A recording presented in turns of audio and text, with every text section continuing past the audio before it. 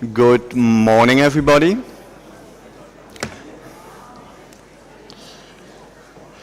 We would like to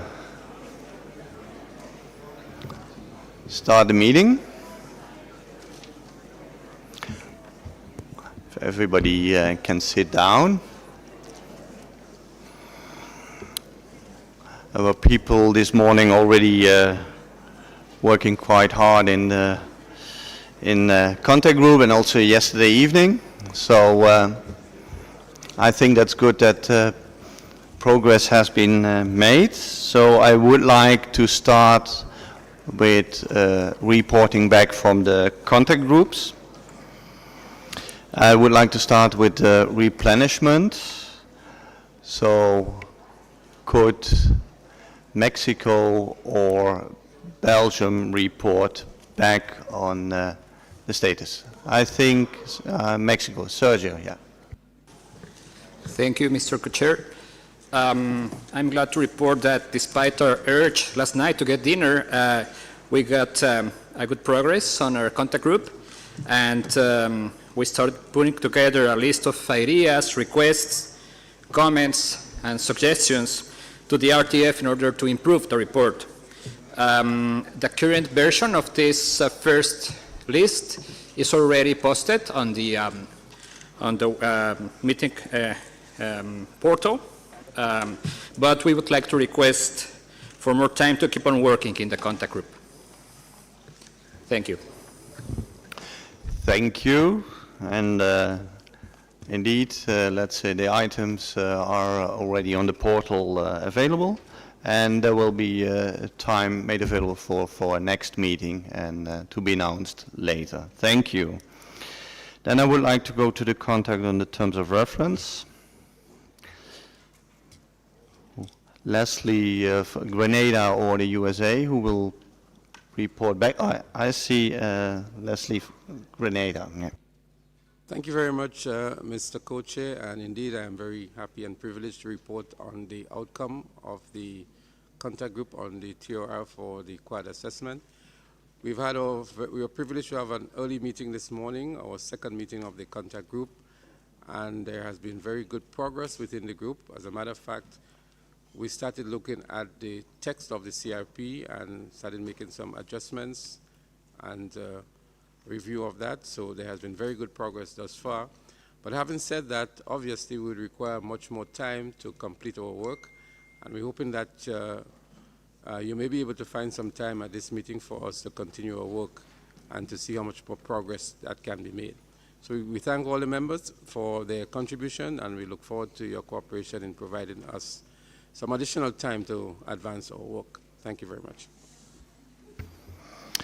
Thank you on providing the plenary with information on the progress.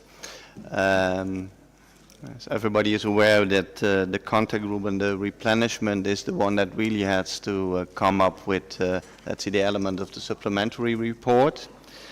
We try to fit in, let's say, a third meeting also for the contact group in terms of reference.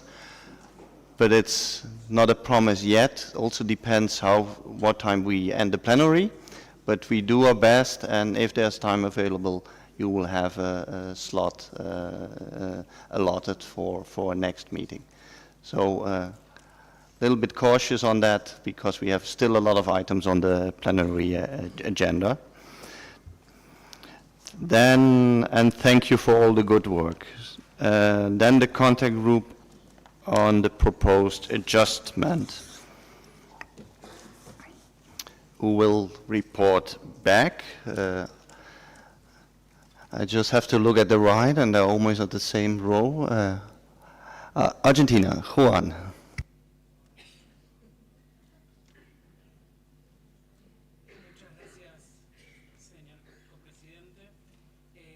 Efectivamente. In fact, yesterday we were able to meet and in the contact group to speak about the proposed adjustment presented in the CRP by the distinguished delegate of Cuba. We were able to reach some progress in terms of understanding the points of view of all of those who participated in the contact group. And we believe that we are making good progress. However, we would also require some more time, understanding that if it's possible, we could work at lunchtime to continue our work in order to look at two of the challenges that face the group. One, which is finding a way that would allow us to deal with this benefit over a short period of time, and other issues as well in terms of assessing the different scenarios. So today at lunchtime, we hope that we will be able to make more progress. I thank you, Mr. Co-Chair.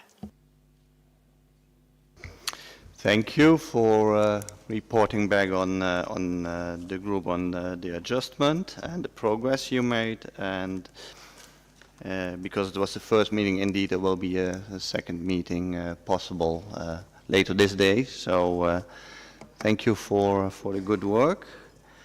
And then I would like to go to one item where there was a CRP under 3G, where that was put forward by Canada and several other parties. There was yesterday no agreement on, let's say, establishing a group, yes or not, but there was the idea to have some more informal discussions, and I understood there were some new developments. So if Canada could enlighten us with that. Thank you, Mr. Co-Chair. Good morning, colleagues. Yes, we spoke informally to a number of delegations that expressed concerns yesterday, maybe not all of them, but and we understand that they would be open if there's time still this week, and we realize it's a busy schedule, so we're in your hands, but if there is time to have a 1-hour informal discussion on this issue, it doesn't need to be specific consideration of the CRP, but consideration of short-lived substances and DCM. And should there not be time, I mean, we would really appreciate to have this discussion so we could address some of the broader concerns that have been raised about this issue. Otherwise, I guess there's no objection to forward this CRP to the MOP, and we would consider it more specifically at the meeting of the parties. Thank you. Thank you, Canada, by providing us with this new information. So I assume if there's agreement with the other parties you consulted, we see if possible, time allows, then to have a meeting. And I see India requesting for the floor. India. Thank you, Mr. Co-Chair, and good morning to all. What we can consider here is that we could have a general exchange of ideas, and in an informal setting the discussions could happen, but not on the CRP as such. Thank you very much.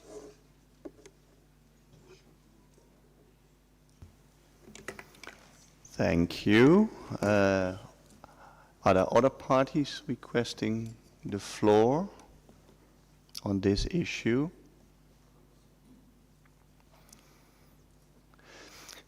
So I think it's clear. We will, if possible, and we look into and it depends also what time the plenary, of course, ends. If possible, we then have, we could have an informal group, but then not specifically on the CRP, but it's really depending also on the time.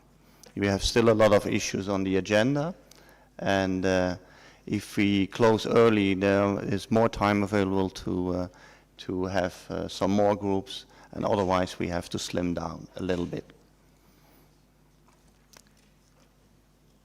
Okay, if that's all, we can continue with agenda item 7B, where we stopped yesterday. And I already would like to ask the team to come forward.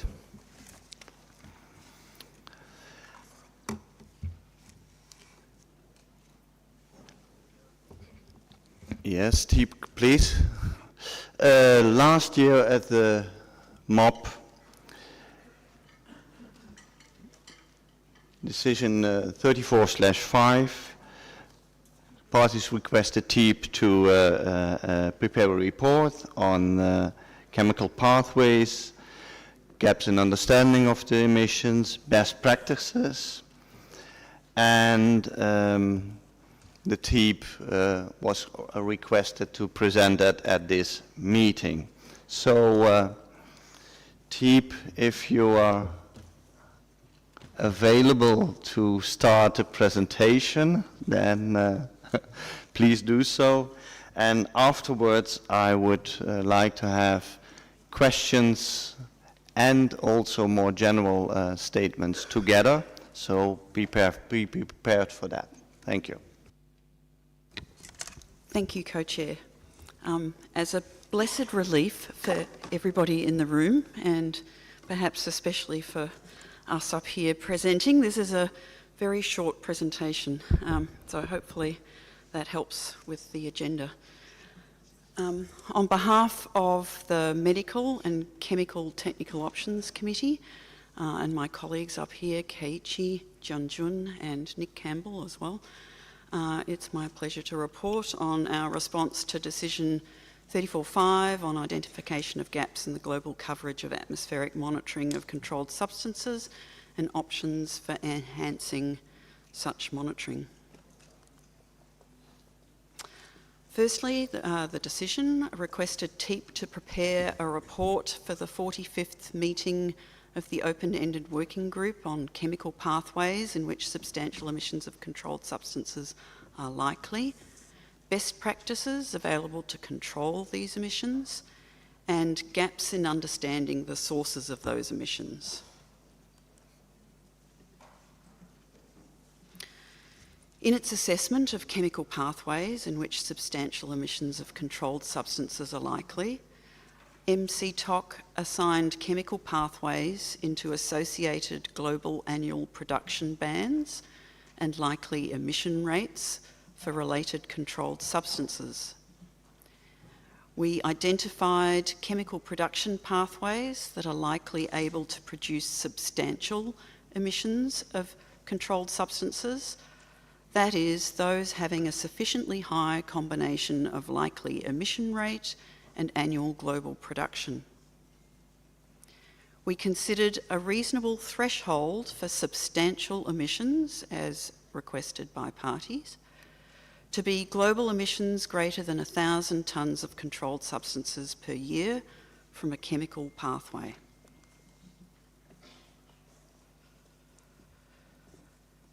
"24 chemical pathways are considered by MCTOC likely to have substantial emissions of controlled substances for those substances listed here. I refer you to Table 5.5 in the 2023 TEEP Progress Report and the related matrix showing those pathways with substantial emissions, which is in Figure 5.3. The assessment shows that most production processes will only have substantial emissions of controlled substances when producing controlled substances or using them as feedstocks. Any other controlled substances involved in the process will only be produced and then released in much smaller quantities, which may be negligible.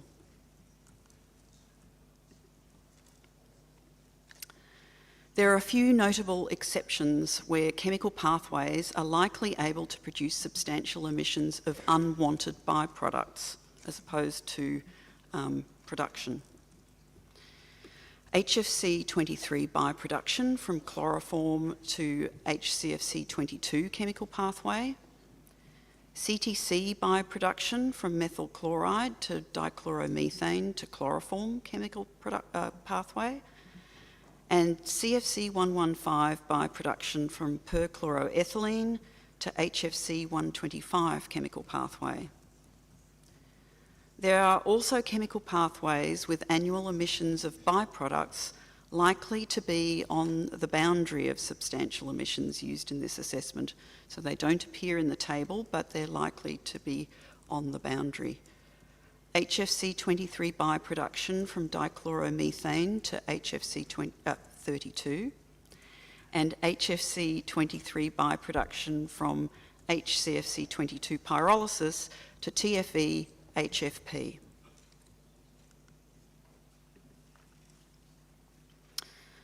Next, in response to the next part of the decision, there are a range of best practices available to control emissions of controlled substances arising from production, bioproduction and feedstock use, including optimising plant design, equipment, operation and maintenance, instrumentation and monitoring of process and emissions, training and instruction for plant operators, periodic mass balancing, technologies for destruction or for separation and chemical transformation to treat unwanted co-products or byproducts and abate their emissions, regulatory controls to provide the economic framework to ensure any or all of the above emissions mitigation measures are implemented by operators and to require emissions and other reporting.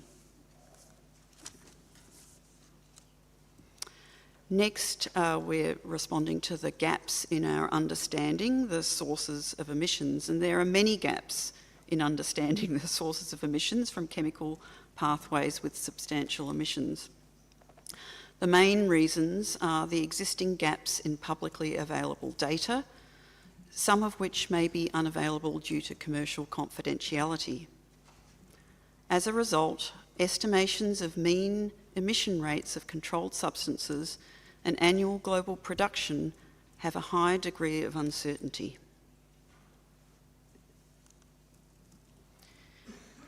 Gaps in understanding the sources of emissions include the following unknowns and uncertainties. Global capacity and production by chemical pathway are not accurately known.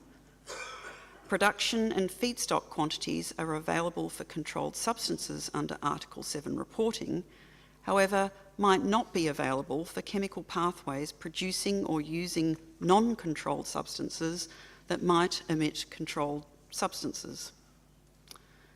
For most production facilities, actual emissions and global locations are not reported by parties.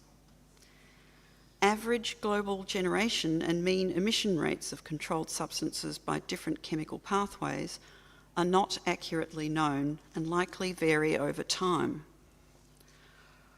While the sources of emissions from chemical pathways and emission rates used in our assessment are likely to be reasonable estimates, they might change over time.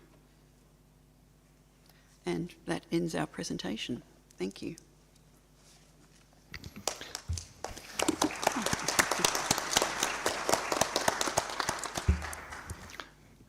Thank you, Teeb. That's a very brief presentation and very concise with a lot of information.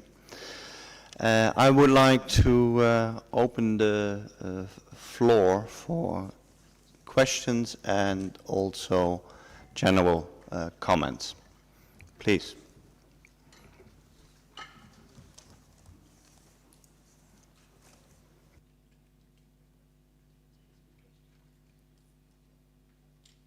I don't see any requests for the floor. So I think India. Thank you, Mr. Co-Chair. We thank for the report as well as for the presentation. We note from the presentation that that there are 24 chemical pathways that has been proposed by MCTOC. And out of that 24 chemical pathways proposed, which are likely to have substantial emissions, are mostly the HFCs. So in the process of HFC phase down, these emissions are likely to be reduced. We also noted that the available best practices, which is there in the report, and it was presented also to control the emissions, most of these are standard practices generally complied by chemical manufacturing companies in most countries, including the large producing countries. There was a matrix presented that showed the chemical pathways in which substantial emissions of controlled substances that are likely based on reported global production and mean emission rate of controlled substance. Of course, we heard partly that it is sufficiently the high combination of likely emission rate and global production. However, we would like to have more understanding on the methodology here adopted. Regarding the gaps in understanding the sources of emissions, we would like to mention here that the data reporting obligations for all controlled substances are met by all the parties. In this context, we feel that the emphasis should be on strengthening capacities of parties, especially the Article 5 parties, wherever needed, on strengthening the national frameworks and systems for such activities. Thank you, Mr. Co-Chair. Thank you, India. Are other parties requesting for the floor? I would like to see them now on my list. European Union. Yes. Thank you, Mr. Co-Chair. Of course, we have to intervene simply to thank TEEP for this excellent and concise report based on a quite brief decision in the context of the monitoring introduced at the last meeting, but with a content which links with a number of initiatives discussed and presented at this meeting. Therefore,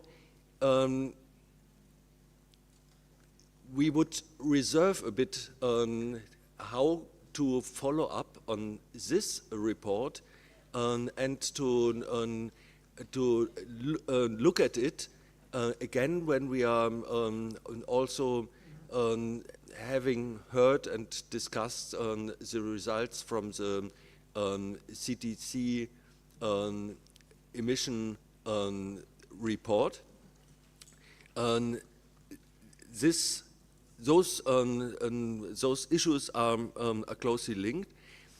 In the part of the report concerning the gaps, we are also touching upon issues we are discussing under the strengthening of the institutions when it comes to reporting and how to make best use of it.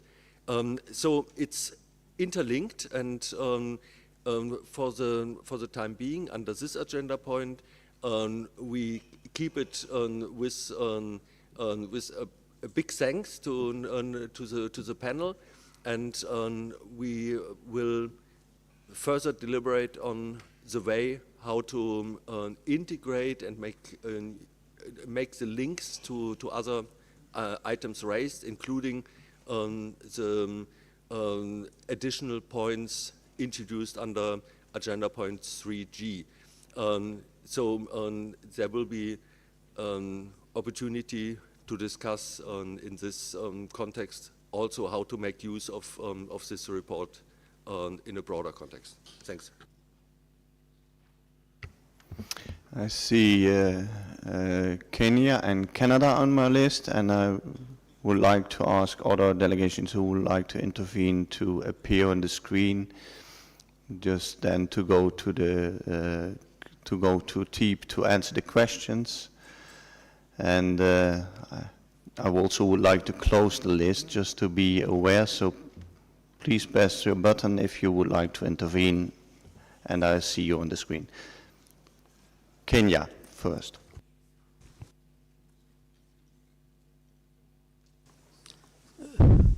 Thank you, Mr. Co-Chair. This delegation would like to thank TIP for the good presentation. We noted that when TIP was presenting,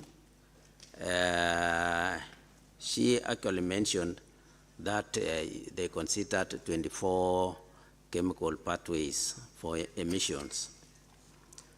And we noticed that after that consideration, they realized that there were actually some pathways that were producing actually much emissions. And we are aware that HFC may be one of them. But this delegation would like to understand clearly which are other pathways that are producing this emission so that we can continue. Thank you. Thank you. And the last one on the list is Canada. Thank you, Mr. Co-Chair. We also just wanted to thank the TEEP for the information on chemical pathways in its 2023 progress report. We think there's a lot of very interesting analysis and detailed information there that we didn't have before. Like the European Union, we don't see that there's a compelling reason at this stage to follow up on the specific information provided in the context of this agenda item. We believe that the information provided does relate and does bring further context to other agenda items we're considering at this meeting, in particular 7A on the atmospheric monitoring and the item on CTC, as well the issue of feedstock that was raised earlier by Australia. So we think that at this stage, I mean, you know, we can wait until the MOP, but at this stage, we don't see the need to pursue this as a standalone issue, but to be mindful that it contains information of use under our consideration of other agenda items. We also note the intervention by the distinguished delegate from India about the need to strengthen capacities in Article 5 countries to minimize emissions, ensure accurate monitoring and reporting. And we think that these are issues that, you know, can and should be considered in the assistance that's being provided under the multilateral fund. So in that context, you know, we would continue to be open to consider this issue when projects, either the production sector or in the consumption sector, are considered under the multilateral fund. Thank you. Thank you. Then I would like to give the floor to Teep to answer several of the questions posed to you. And there were several compliments for the report. Well, thank you for the compliments. And in terms of responses to the question, so India asked about a greater understanding of the methodology that we used. There's an appendix in the report that kind of provides some detail about, with some examples about how we went about this analysis. And certainly in terms of the estimated global production tonnage bands, for example, we provided bands because the Article 7 reporting is confidential, and we need to be able to disguise some information sometimes. So we put things into production bands to be able to do that and then present the information to parties. So that's why there's a band there. But we actually have the data behind that in being able to make our assessment. But we present it in that way to you. In terms of the estimated mean emission rates, emissions per tonne of production globally, that's based on our experts' expertise and understanding of processes around the globe, and is again provided in a band to take into account the range of potentially different approaches that might be taken globally. But again, you know, we have that detailed information in the background. Sorry. Oh, yes, and also in our assessment report, that on table 2.6, we used emission factors that we had developed for the assessment report. I think it's on page, page 54 of the assessment report. We go through in quite a lot of detail how we estimate emissions from production processes, which includes losses from the normal chemical plant production, including maintenance, losses when filling drums and tanks and cylinders and containers.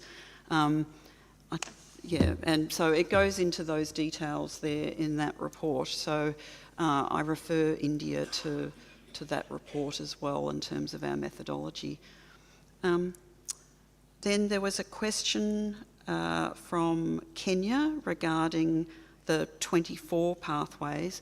Perhaps to clarify, when we did this report, we considered any chemical pathway because, of course, we had to look at all chemical pathways that might generate controlled substances as and then them as emissions, because we had to use that as a starting point to then be able to understand those with substantial emissions. So we actually, you know, have a very big spreadsheet with kind of all of that, and then narrowed it down to our threshold that we used for this assessment, which was anything greater than 1,000 tonnes per year globally. So hopefully that clarifies that part of the methodology. Thank you. Thank you, Teep, by clarifying. That's the questions. Then I would like to close this agenda item, because there was some, so then we can continue and go to agenda item 8. And I hand over to my co-chair.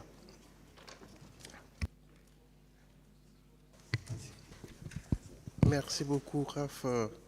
Passons. Thank you very much.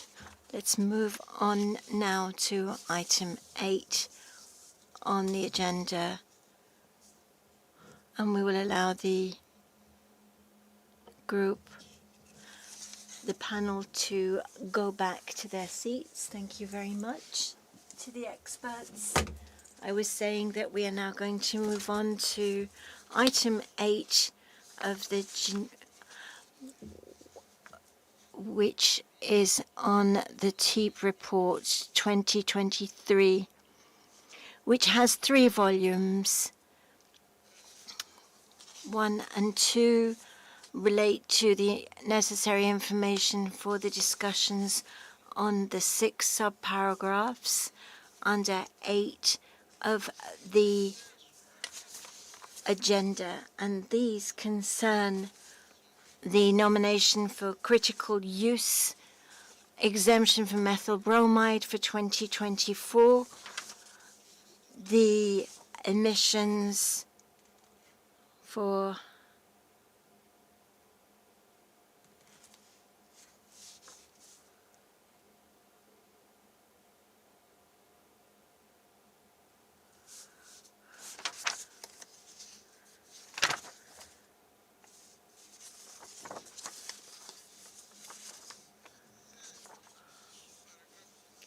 these sub-paragraphs relate to the nominations for critical use exemption for methyl bromide for 2024, the ongoing emissions of carbon tetrachloride, and the quarantine and pre-shipment uses of methyl bromide for which alternatives are available, the existing challenges and potential options for the future configuration and function of the panel technical options committees and panel membership changes, as well as any other issues.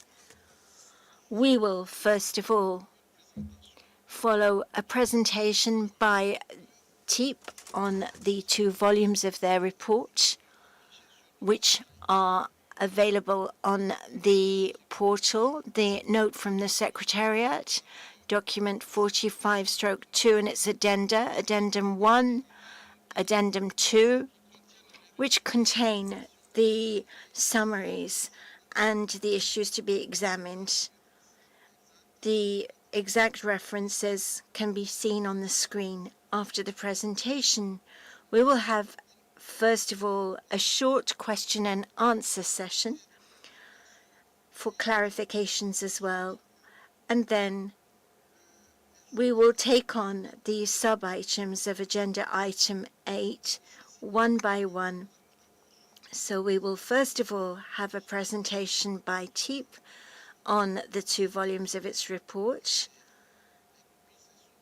and then there will be a question and answer session. After that, we will migrate to another phase of our work, which will concern the review, sub-item by sub-item, of Item 8. I would now like to invite the TEEP to the podium to present its report on Item 8 of the agenda. Thank you.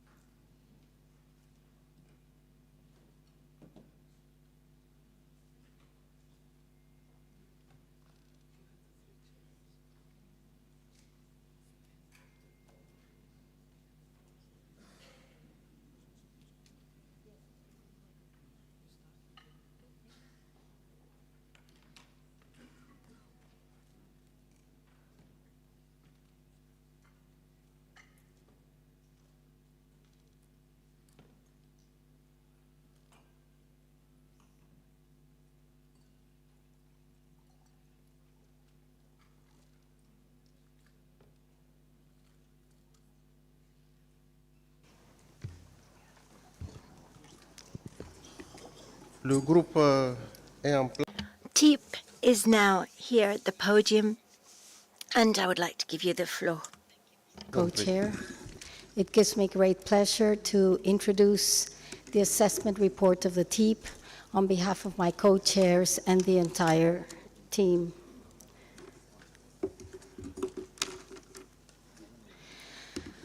This presentation will focus on TEEP 2023 reports. We will briefly tell you about our activities so far this year.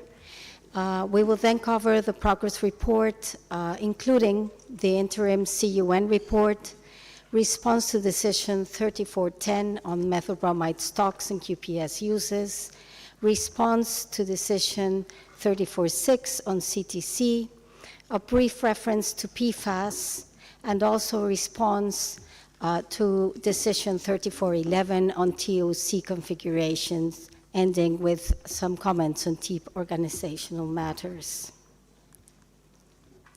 This is our current membership, and again, I would like to take the opportunity to thank our members for their very, very hard work in getting all these reports completed. Since January 2023, TEEP has submitted the FTOC, FSTOC, MEPTOC, MCTOC, and RTOC 2022 assessment reports, followed by the full TEEP 2022 assessment report. In May 2023, we submitted the progress report as volume 1 of this big undertaking. It contains a supplement which refers to the energy efficiency report that we have seen presented already. Volume 2 refers to the interim evaluation of methylbromide critical use nominations. Volume 3 refers to the assessment of the funding requirement for the replenishment of the multilateral fund, that is a response to decision 34.2. And further, we have developed, together with the other panels, the synthesis report. In general, we are pleased to report that TEEP and its TOCs have resumed face-to-face meetings. This really has helped our work. Some hybrid meetings are still taking place, and the TOCs take advantage of virtual facilities to meet, as well as TEEP and especially TEEP co-chairs. RTOC, the Replenishment Task Force, MEPTOC, FSTOC, and MCTOC met during the first semester of 2023 face-to-face, and further meetings are being planned for the rest of the year. TEEP itself met in London in April 2023. The co-chairs of the 3 panels also met in London to prepare their synthesis report. And as a result, TEEP, its TOCs, task force, and working groups have prepared and submitted on time all reports as required by decisions set out by the parties. Firstly, I would like to address the Methylbromide Technical Options Committee reports on behalf of my co-chair, Ian Porter, and myself. Our progress report this year is quite short, given that we just submitted the 2022 assessment report. These are just a few highlights. In first instance, methylbromide has been recommended for inclusion in Annex 3 of the Rotterdam Convention, which allows its 165 signatory parties to follow imports of this substance under their prior informed consent or PIC procedure. This issue will be given further consideration during the meeting of the Chemical Review Committee of the Rotterdam Convention coming up in October this year. Sulfuryl fluoride, which is a key alternative mainly for structures and commodities to methylbromide, and also approved and used in some QPS applications, has been listed under Annex 2 of the proposed F-gas regulation of the EU, mainly owing to its high GWP. If approved, this regulation mandates recapture of SF whenever feasible, and this could restrict its use and increase its costs. Research on alternatives to methylbromide, on a happier note, if I may, continues for QPS uses, and registration of several key alternatives has increased around the world. This includes hydrogen cyanide, ethane denitrile, ethyl formate, and others. The decline in atmospheric methylbromide concentrations is now solely dependent on future reduction in emissions from QPS. I will now address the CUN interim assessment. MEPTOC received only one application for a critical use in 2024. This is for 3.857 tons from Canada. It represents a 17% reduction from the approved amount at 34 MOP, and MEPTOC is making a full recommendation for this amount. The party reported no stocks at the end of 2022 and indicated a reduction plan to potentially phase out all methylbromide uses or critical use requests by 2026. No A5 parties submitted any CUNs for this period. Now I will address Decision 3410 on stocks and QPS uses of methylbromide. Introducing.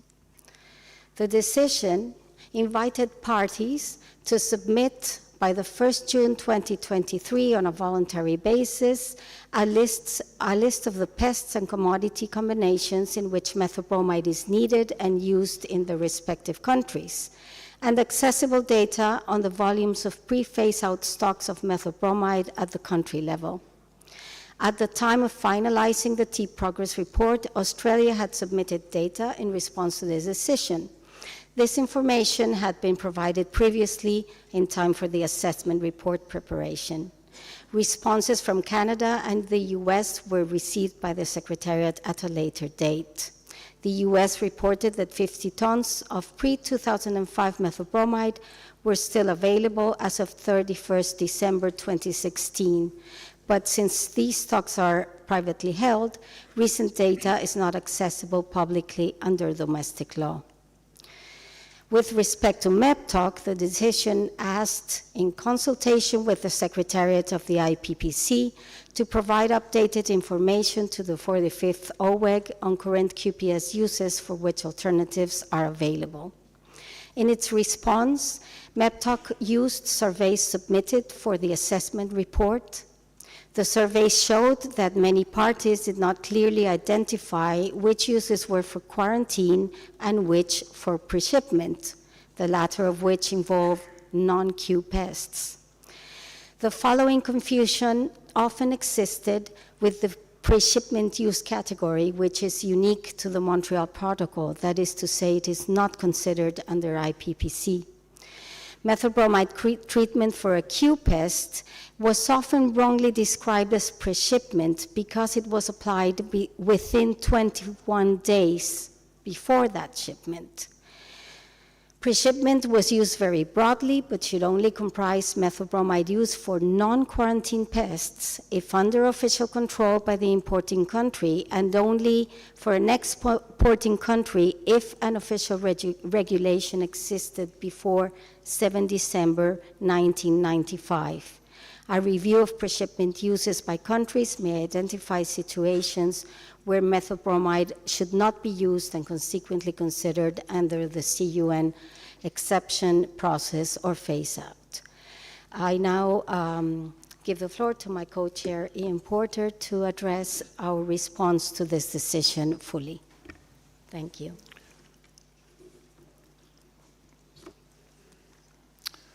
In order for MEPTOC to respond, it couldn't do it with the surveys that were submitted because they were put in after we did our progress report.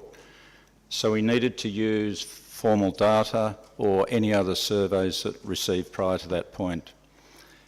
Using those surveys, we could categorise the use of methylbromide, and that is important to do because unless you know the categories, you won't know whether they're quarantine or pre-shipment, and therefore what alternatives are available for those uses.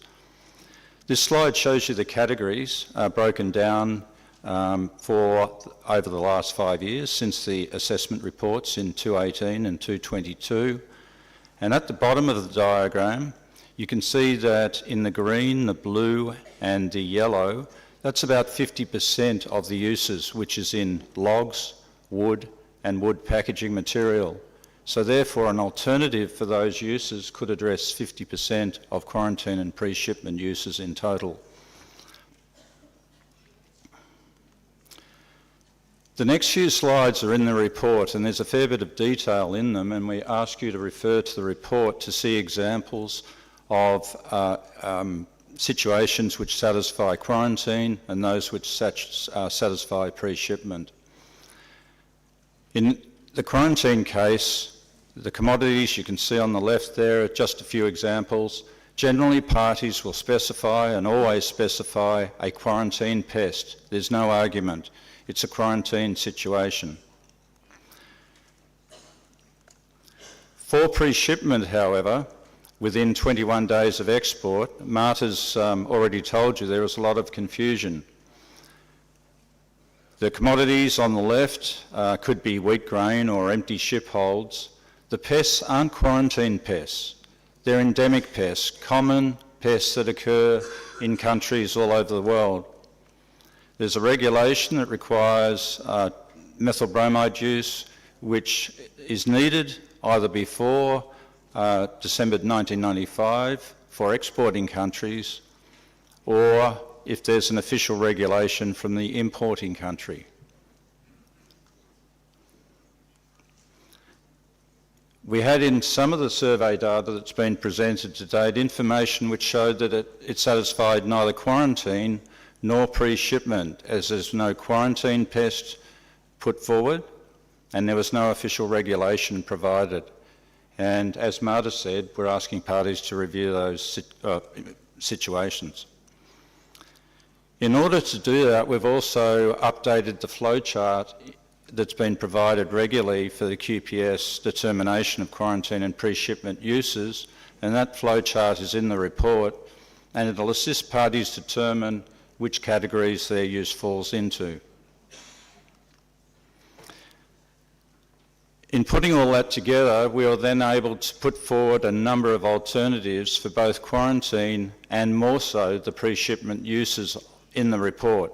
It's too detailed here to go through it in the time available, but you'll see on the right in bold a number of treatments listed there which can be used and are registered and are available in certain regions of the world for uses for both quarantine and pre-shipment, and in some cases they're the preferred alternative to methyl bromide. We were asked to liaise with the IPPC, which we did, and we also always look at the ISPMs, the International Standards for Phytosanitary Measures, which list alternatives that can be used for quarantine only. They don't tackle pre-shipment. It's unique to the protocol. So just to improve the adoption of alternatives, QPS alternatives, we suggest to parties that there's consistent differentiation given between quarantine and the endemic pests, the common pests that occur in pre-shipment. There's acceptance of efficacy levels below the default Provit 9, certainly in the pre-shipment situation. There's increasing registration of alternatives for different regions, continuing reviewing trade partner approvals and implementing the IPPC accepted alternatives that are listed in the ISPMs, and then trials or demonstrations and information exchange to build confidence in the alternatives. These should be coupled with training on safe handling of chemicals, management, prevention of residues and others. I now forward on to Helen Terranoni to give the STOC review. Sorry. Thank you, Ian. Can I use the advancer? Thank you. Sorry about that. It's okay. So for myself and my co-chair, Paolo Atoy, thank you for letting me give this update. This will be brief because we've just completed the assessment report. So just to point out again that generally transitions to non-ozone depleting substances and low global warming potential alternatives have been successful and continue to move forward. Of course, there is no single drop-in foam blowing agent replacement for currently used HCFCs or hydrofluorocarbons HFCs. There are different technical, economic, safety, and environmental performance properties for each low GWP, zero ODP alternative, and different needs for each market subsector. There is a proliferation of blends across the whole of the foam sector, which is an indication of the reality that there is no single best solution. Again, we point out that technical and economic challenges remain for some sectors and small and medium enterprises. The price of HFC blowing agents has risen substantively and is nearly as high as hydrofluoroolefins and hydrochlorofluoroolefin prices, so HFOs and HCFCO prices in some parties, and it's especially challenging for small and medium enterprises. Okay, that's not great. In addition, I wanted to talk a little bit about the capacity and supply-demand challenges. Newly announced low global warming potential foam blowing agent capacity has eased the shortage of supply and cost and the cost of alternatives, especially cyclopentane and HFOs. Additional capacity required to alleviate the shortage suggests that there was an insufficiency of capacity to meet regulated needs for low GWP foam blowing agents, FBAs. We note that HFC 365 manufacture will cease in 2023 after some resource investment by foam manufacturers to convert. Insufficient capacity to meet regulatory mandates is likely to recur without intervention, and patents have restricted options to address local supply chains. Finally, just quickly to comment a little further around energy efficiency challenges and opportunities, there continues to be a trend away from the use of fluorocarbon and foam blowing agents with every transition. As the phase outs and phase down progress, there will be limited availability and increasing prices, which will drive the selection of alternatives. It has been estimated that less than 20% of the FBA volume will be comprised of fluorochemicals after the transition to low GWP foam blowing agents globally, in part due to direct conversions to other alternatives, and in part as a result of the use of blends with lower concentrations of fluorocarbons. In parties without standards related to minimum thermal performance requirements, optimizing foam costs could result in higher energy consumption for buildings and refrigerating equipment. With that, I turn this over to Adam Chataway to discuss the FS Talk update. Distinguished delegates, good morning. It's my pleasure to present the FS Talk progress report on behalf of my co-chairs, Sergei Kopylov and Dan Vodonik. Like several other talks, we've had very little information since we published our assessment report, so we're taking this opportunity to highlight the two biggest issues facing our committee. These are the run-out date for Halon 1301 and emissions of Halon 1301. And as you'll see, these two issues are very tightly interlinked.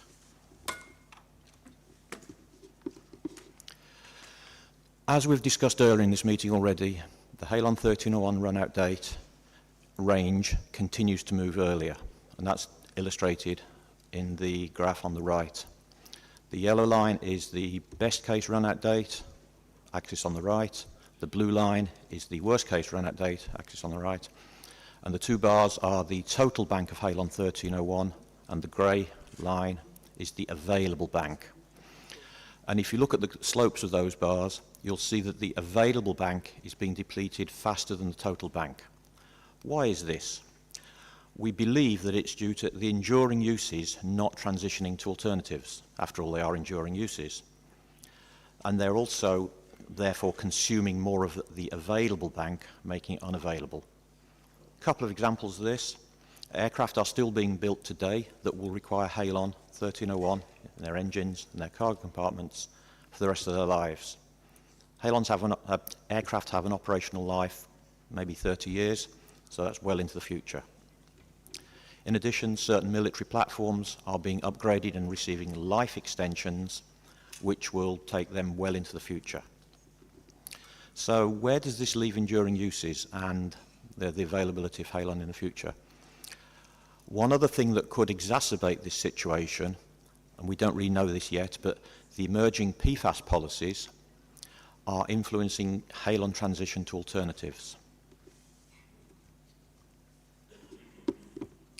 Turning to emissions, we've discussed this again already, but here's a graph to help you visualize it.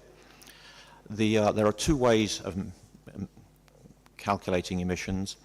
One is deriving emissions from atmospheric measurements, which is the blue line on this graph, and the other is the FS-TOC model based on reported production and estimating emissions over time.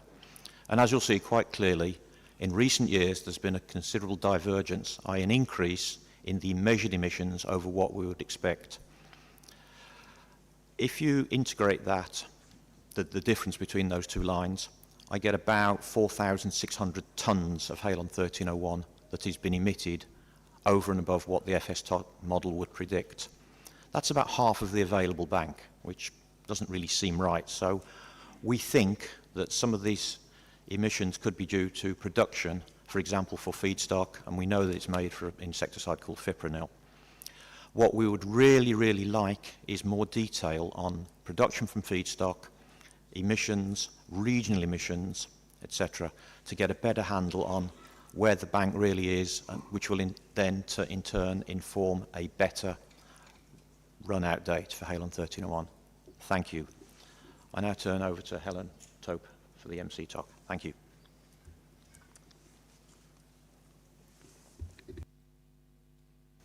Too many things to press. Thank you.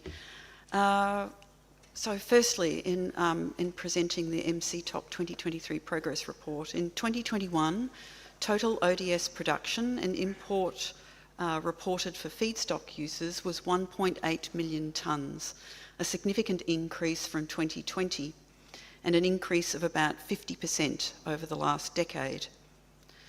The largest reported HFC feedstock is HFC 152A, which is in the thousands of tonnes. The progress report elaborates further on challenges described in the 2022 assessment report on metered dose inhalers and issues that could emerge in transition from high GWP propellant metered dose inhalers to inhalers with lower GWPs, especially with continued supply of technical and pharmaceutical grade HFC 134A and HFC 227EA used as propellants. These and other market-based challenges and uncertainties within the context of the HFC phase-down reinforce the need for a well-planned transition to ensure patients do not face critical shortages or price increases that make metered dose inhalers unaffordable. So we have a couple of slides, extra slides on this topic, with a particular focus on Article 5 parties. As global HFC production diminishes, MDI manufacturers, including in Article 5 parties, may find bulk pharmaceutical grade high GWP propellant sourced from the United Kingdom increasingly difficult to obtain, and cost will increase. These metered dose inhaler manufacturers may have to switch to pharmaceutical grade propellant currently available in India or China. Gaining qualification, however, for an alternative propellant source takes months to years. For MDI manufacturers in Article 5 parties that export to non-Article 5 parties, a switch of propellant manufacturer requires additional studies to gain MDI regulatory approval, which would take time and could impact the continued supply of these MDIs to non-Article 5 markets. We wanted to note that there will be incremental costs for MDI manufacturers in Article 5 parties in the transition from high GWP MDIs to MDIs with lower GWP propellants that parties may need to consider. Oh, sorry. This final slide on MDIs is related to the supply issues, where there are two options that are possible for provision of pharmaceutical grade propellant in future years if technical grade feedstock plants can no longer supply HFC 134A just in time, meaning supply to meet immediate needs.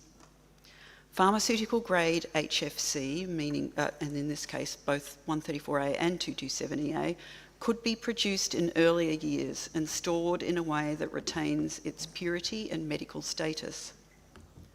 Technical grade HFC could be stockpiled and later converted to pharmaceutical grade by passing it through a medical purifier plant. Planning for both, however, would be challenging, very challenging, considering cost, regulatory and practical issues. So there is a risk that insufficient time may already be left between when decisions are made to build stock and when technical grade HFC manufacturing assets may shut down, so that stock building may become impractical. This slide is our response to decision 34.6 on ongoing emissions of CTC, which are invited parties voluntarily that have production of carbon tetrachloride to provide to the Ozone Secretariat on a voluntary basis by 1st of February this year information on national procedures and frameworks in place for the management of production activities in their respective countries. The Secretariat was asked to share that information with the TEEP, and then the TEEP was asked to review that information received and present the information in the progress report and here. In response to that decision, information was submitted by 5 parties: China, the EU, Japan, the UK, and the United States. Different approaches were taken by submitting parties to the information that was provided, with different aspects of their different frameworks highlighted in different ways. Lots of differences there. Some submissions were detailed, while some were summarised. So the MCTOC provided in the progress report a generic summary of the information that was provided in the submissions, identifying similar elements of national procedures and frameworks that have been established by the sample of parties that made submissions. A non-exhaustive list of national procedures and frameworks taken from the submissions is included in the report on page 58. And with that, I will pass to Fabio Pollinara for our talk. Thank you, Ellen. Good morning, distinguished delegates. Also on behalf of my fellow co-chair Omar Abdelaziz and Roberto Picciotto, here is a very quick update of the refrigeration, air conditioning and heat pumps talk. Considering that the 2022 HARTOC assessment report was released at the end of February 2023, we said that no compelling new information on the technology is available since then, so you can refer to the assessment report for the state of the art of the technology.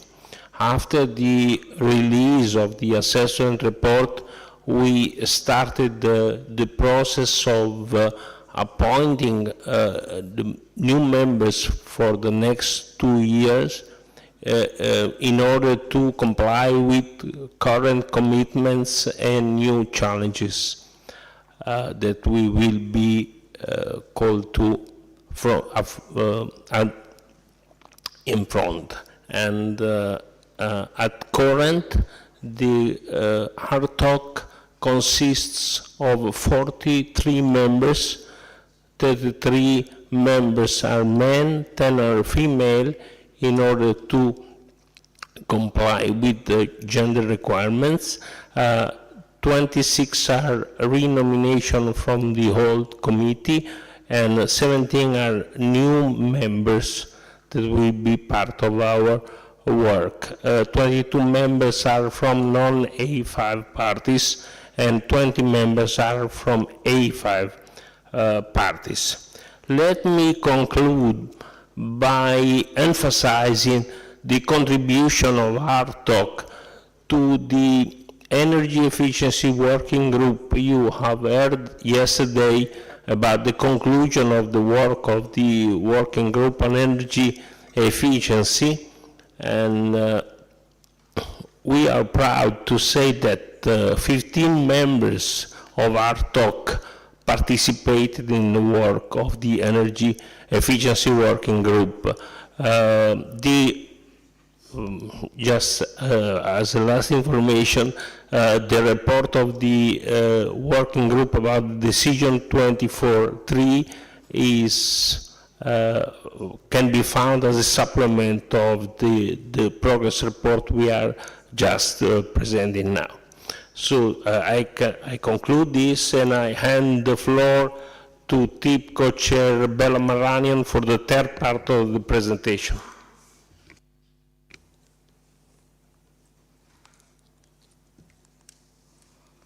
Great, thank you very much. So I will present on some remaining issues that were covered in our 2020-23 it's been a long week, 2023 progress report. for the information of parties. So this provides some information for parties, knowing that we're following these issues very closely related to emerging policies and information related to PFAS. So we're aware, certainly, that there's increasing focus on the use, emissions, and environmental and health effects of PFAS. We also know that there are ongoing regional, national, and subnational actions related to PFAS that may or may not restrict products using chemicals controlled under the Montreal Protocol, as well as their substitutes and breakdown products such as TFA. We recognize that this is creating uncertainty for industry regarding the long-term availability of certain alternatives to ozone-depleting substances and HFCs. And we're aware, in monitoring this situation, that these could have unintended impacts, potentially, as an example, delaying the phase-out of ODS and the phase-down of HFCs.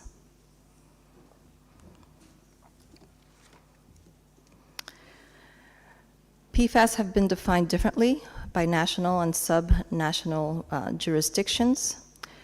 As an example, we are aware of the Organization for Economic Cooperation and Development definition would include, the proposed definition would include controlled substances under the Montreal Protocol, including most HFCs, HFOs, and TFA.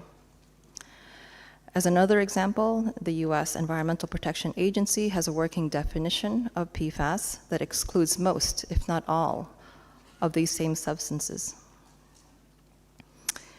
There is the situation in the U.S. of states as well considering or enacting policies on PFAS with definitions and scope that could also include substances controlled under the Montreal Protocol.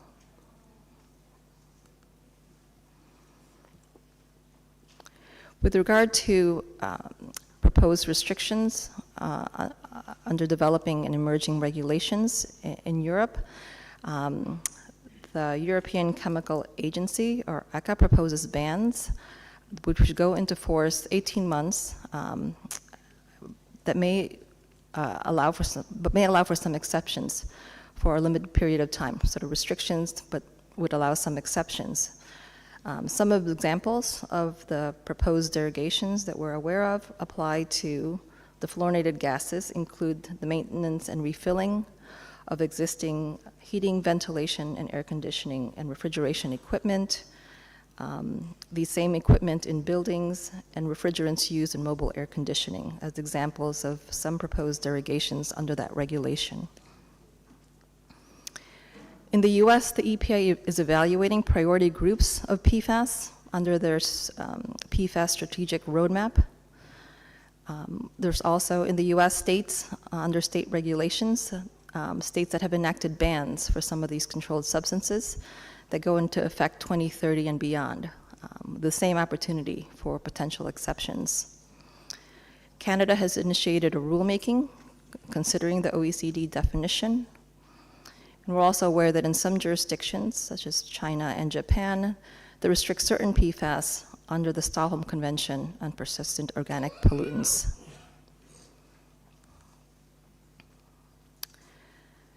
In our report, we share some considerations under a potential broad-ranging definition of PFAS and what this could mean, potentially mean for some of the sectors. In fire suppression, there are low GWP alternatives, 2-BTP, FK5112, that could be considered PFAS, but that all halons, CF3I, and the high GWP HFC23 would not be considered PFAS. This will affect civil aviation's replacement of halon 1211, planned with 2-BTP. For foams under this potential definition and possible restrictions, HFO and HCFO alternatives would be considered PFAS, with uncertainty delaying potential selection. For pressurized metered dose inhalers, HFC 134A, 227EA, and potential alternative HFO 1234ZEE would be considered PFAS, with impact on global supply, affordability, and accessibility of current propellants. And there are other specialized uses that could have limited, if any, lower GWP options, relegating them to only high GWP alternatives, for example, in electronics manufacturing, magnesium production, and precision cleaning for aerospace and military uses. In the refrigeration, air conditioning, and heat pump sector, potential broad-ranging definitions and associated restrictions. We know that most current and low GWP alternative fluorinated refrigerants, except for 5, including HFC 32, would be considered PFAS. These include refrigerants such as HFC 134A, R404A, R410A, and all HFOs. A potential broad-ranging PFAS restriction could affect the uptake of these low GWP alternatives, energy efficiency of some of the medium-sized systems, and the adoption of decarbonizing heat pumps. We also note that most of the fluoropolymers used as flexible seals in compressors, valves, and other components would also fall within this OEC definition of PFAS. We note that this affects not just the refrigeration, air conditioning, and heat pump, but also other sectors.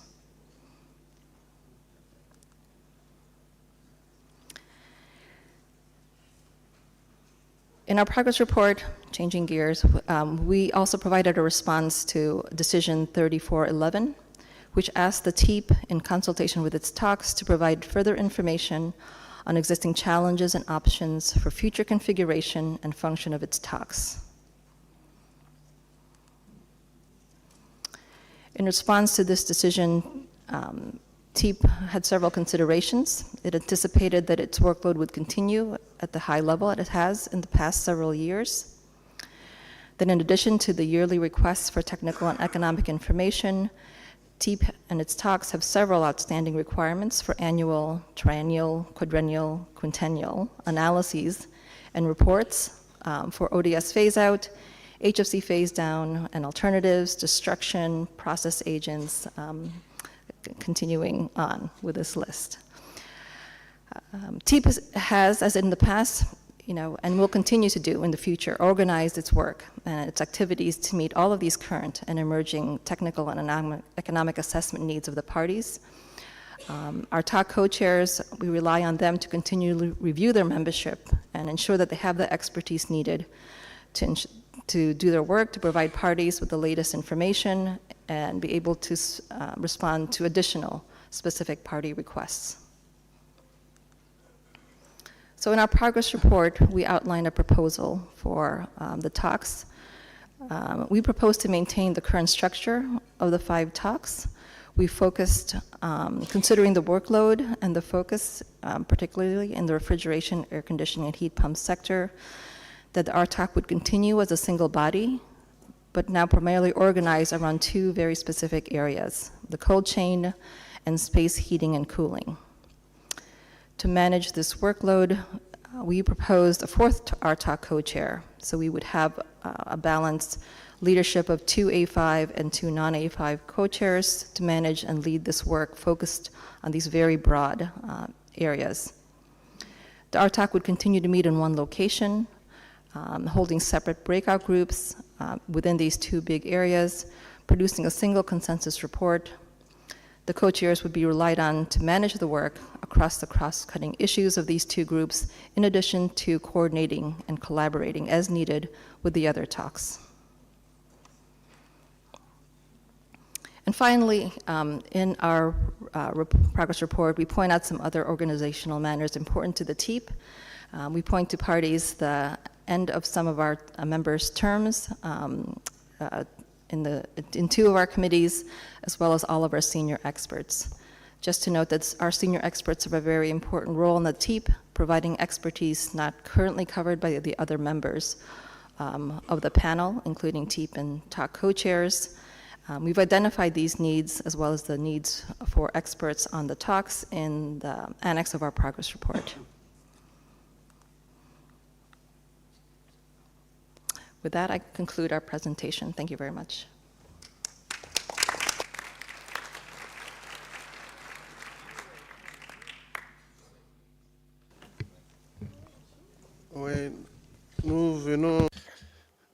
Thank you.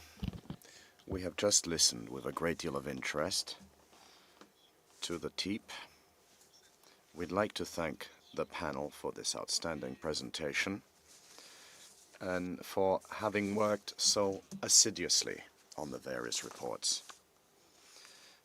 Reports which were presented during the course of this meeting.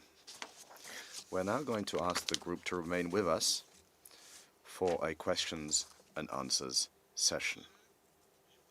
Having said this, I'd like to say that this questions and answers session is going to mostly touch on general comments as well as questions per se. I now open the floor. The floor is yours.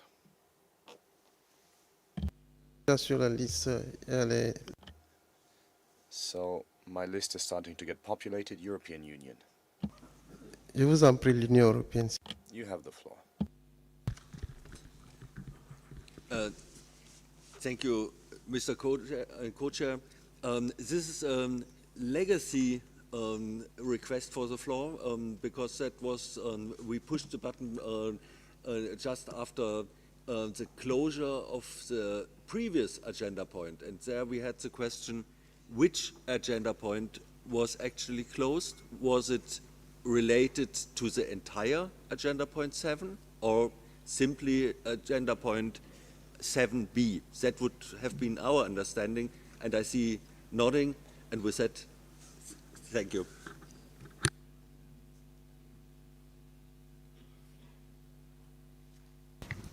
Just to be clear, indeed 7b was closed, not 7a.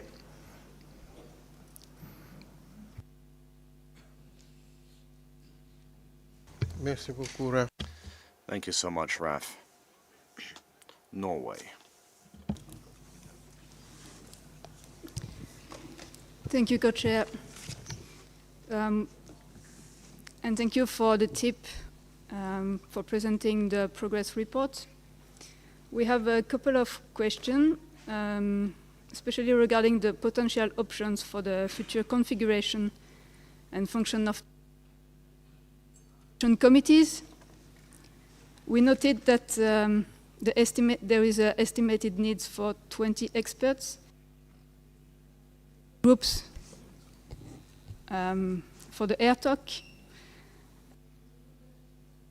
We understood that the proposal from the TIP is that all AirTalk members will participate in only one of these sub.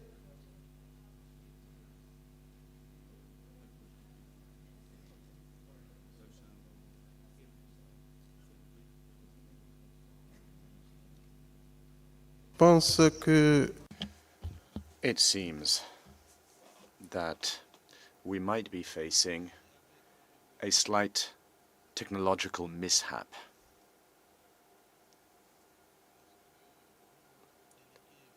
Would the distinguished delegate be ready to perhaps try to use the microphone which is standing right next to her?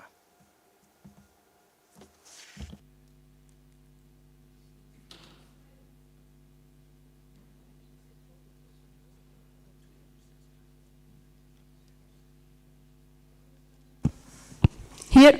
Okay. I can try with this one. Je vous en prie. So just the question was about how the AirTalk members would be expected to participate in the subgroups that have been presented for the AirTalk, if that would be an opportunity to participate in only one of these subgroups or both of them. And also, we note that the TIP states that there's an ongoing process of critically reviewing and renewing the organization and membership of the AirTalk to provide broader and more varied expertise to address cross-cutting and emerging issues.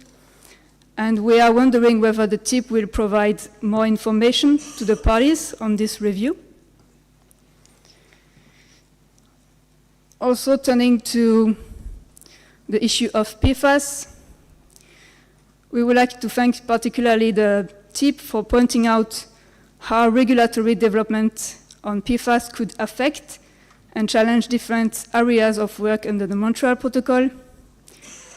This gives to policymakers that are working on this issue an indication of which specific uses might need particular consideration. Indeed, it is not an easy task when developing such potential policies to assess, in one hand, how to address concerns and avoid a significant environmental problem early enough, and in another hand, make sure that this is not undermining other environmental and societal achievements and purposes. And those are, just to name some of them, reduction of direct and indirect emissions of greenhouse gases, including phasing down of HFCs, improving energy efficiency, ensuring affordable and accessible essential medicine, as well as reliable fire suppression technologies. So that is why in the PFAS restriction proposal that is being assessed in Europe, derogations have been proposed to address those specific applications where information that was submitted indicated that alternatives are not yet available or would not fulfill all the requirements.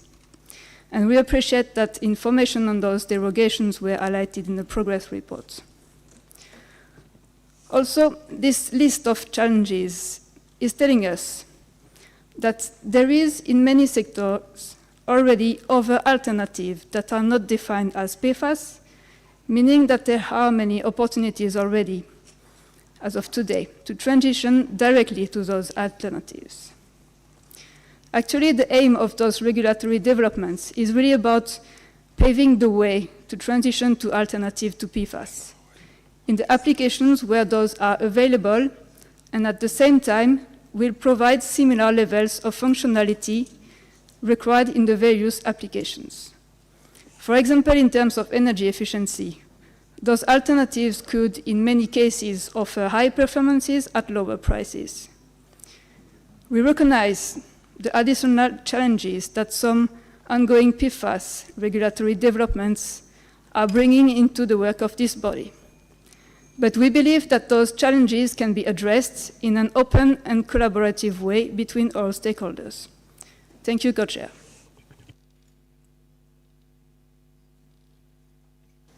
Merci beaucoup à l'honorable délégué. Thank you very much, Norway. We now give the floor to Mexico.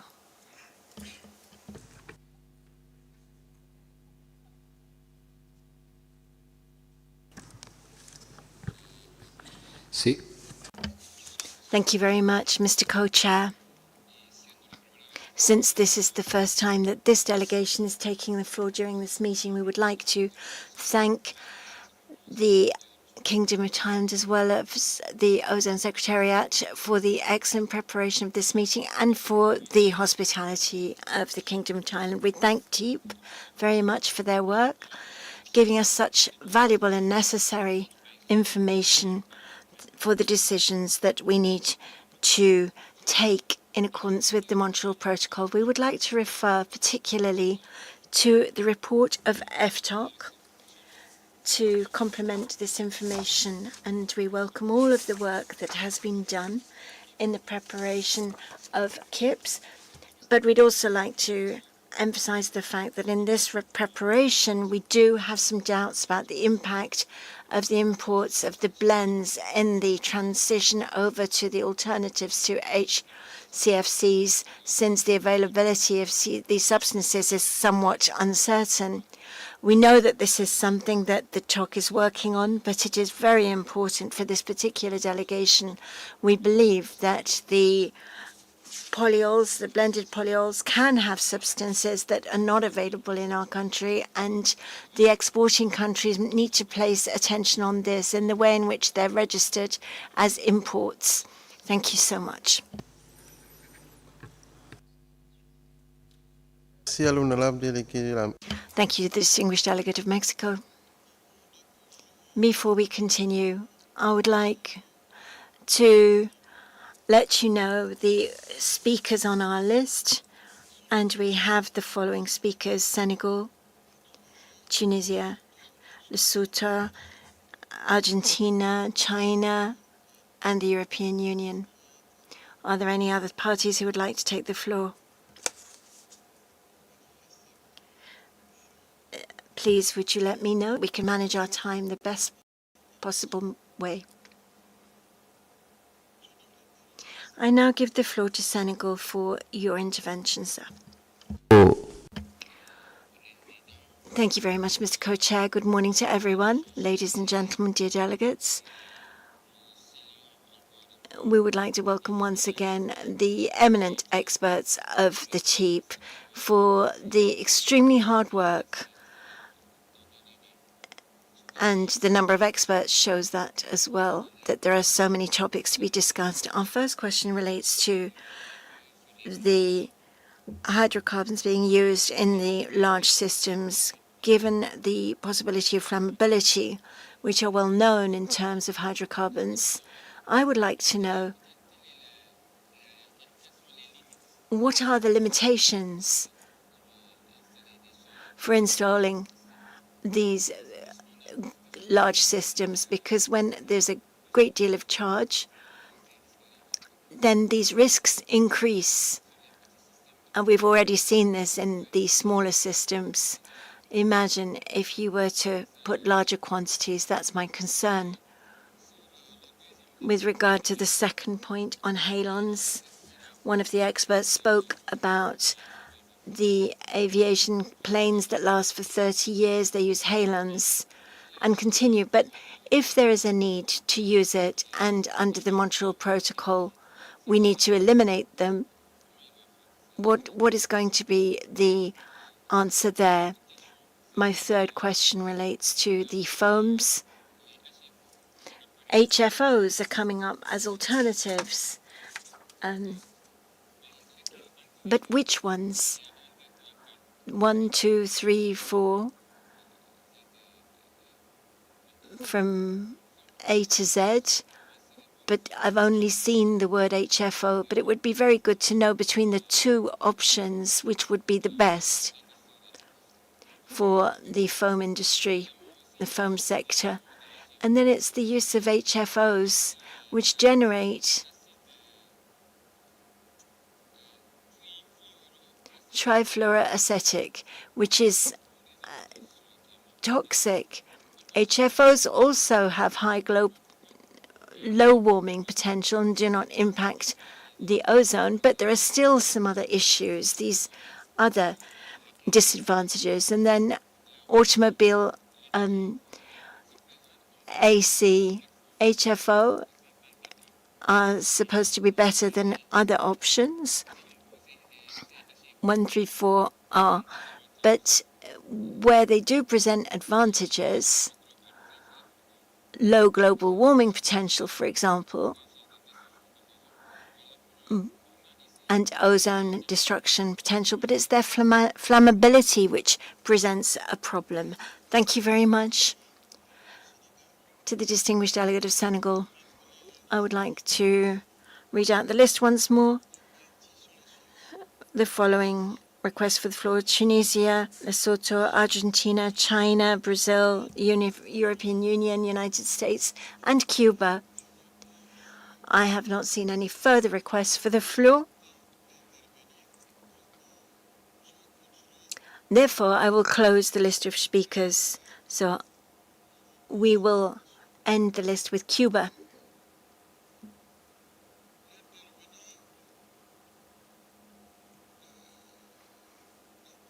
The next speaker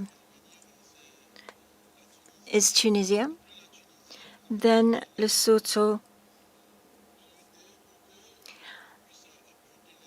or rather, after Tunisia, we will have some answers provided by TEEP, and then we will continue with Lesotho. Tunisia first.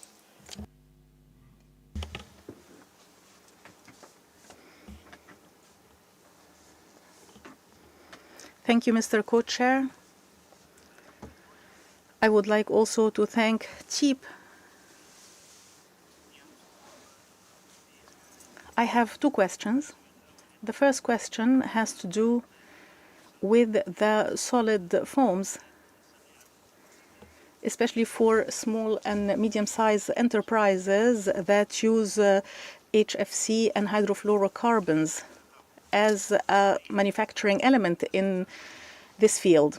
One of the alternatives is cyclopentane and HFO. This is an issue for SMEs when it comes to the use of these alternatives. The use of cyclopentane is difficult from the technical side because these are small enterprises and they cannot use this material for safety issues. Then there is the ZZA, and this is not really a stable material, and it emits emissions that are harmful to the environment. So it would be difficult for us to use these alternatives as parties of the Montreal Protocol. Therefore, we need some clarifications, especially that all countries are currently preparing future work plans in order to gradually decrease the use of hydrofluorocarbons. There is another point that has to do with the PMDIs. What are the alternatives? A lot of time, HFC 134A is used in such medical devices. So the suggestions for the alternatives are not really clear, so we would appreciate some clarification, please.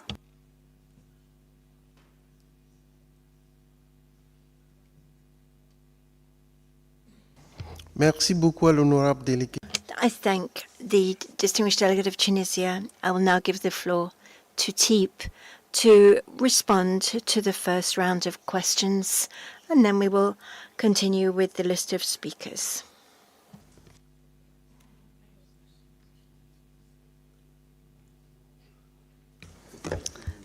Thank you, Co-Chair. I'll go ahead and start the TEEP response to the questions. I appreciate them. I will start with the comments and the questions that we heard from Norway.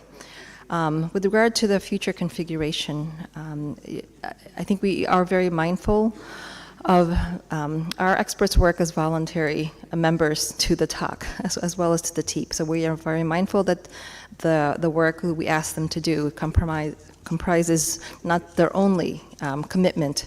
And so it will be a consideration to make sure that we manage the membership in those two big groups. So I think it would not be ideal for a member to serve on both groups, as it would be quite difficult to manage sort of a workload committing to produce reports and information to both groups. So we are mindful of making sure we're not overloading the experts that would serve on the RTOC within those two big groups. However, we also recognize that there are some cross-cutting issues even within those two groups in the RTOC, very similar issues. The same refrigerants, for example, and the references to associated industry standards for equipment and using those, the same refrigerants might be similar, some cross-cutting issues. So we recognize and we'll look to the co-chairs to sort of manage and make sure that there is sort of equity in the request made to experts serving on that committee in the two big groups that we proposed.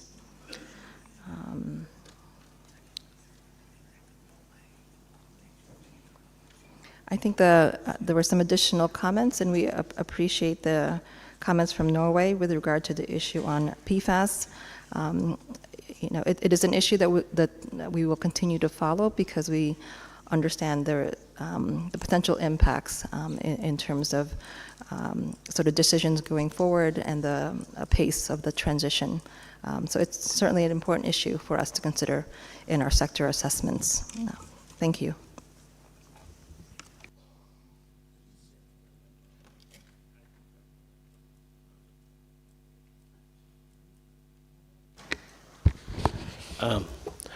there was a question from the distinguished delegate of Senegal about the hydrocarbons used in large system for refrigeration.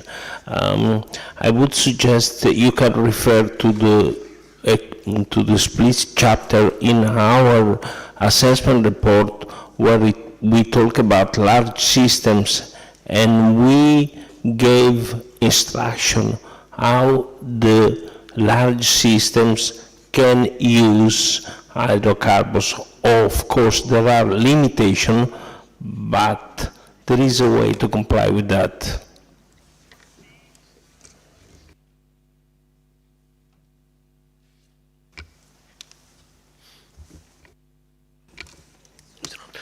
In response to the question on Halon 1301, continued use in civil aviation, recognizing that aircraft being produced today have a 30 or more year lifetime, the only Halon 1301 that is available to continue to support new production or servicing of existing aircraft is from recycled, reclaimed. So it's been previously produced.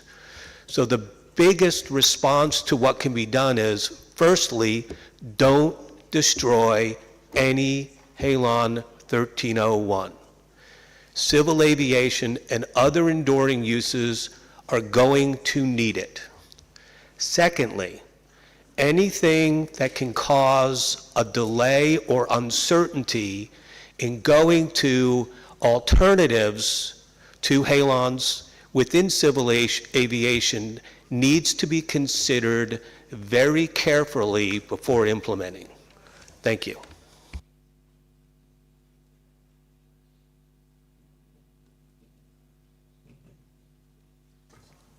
Merci beaucoup. Thank you very much. Teep.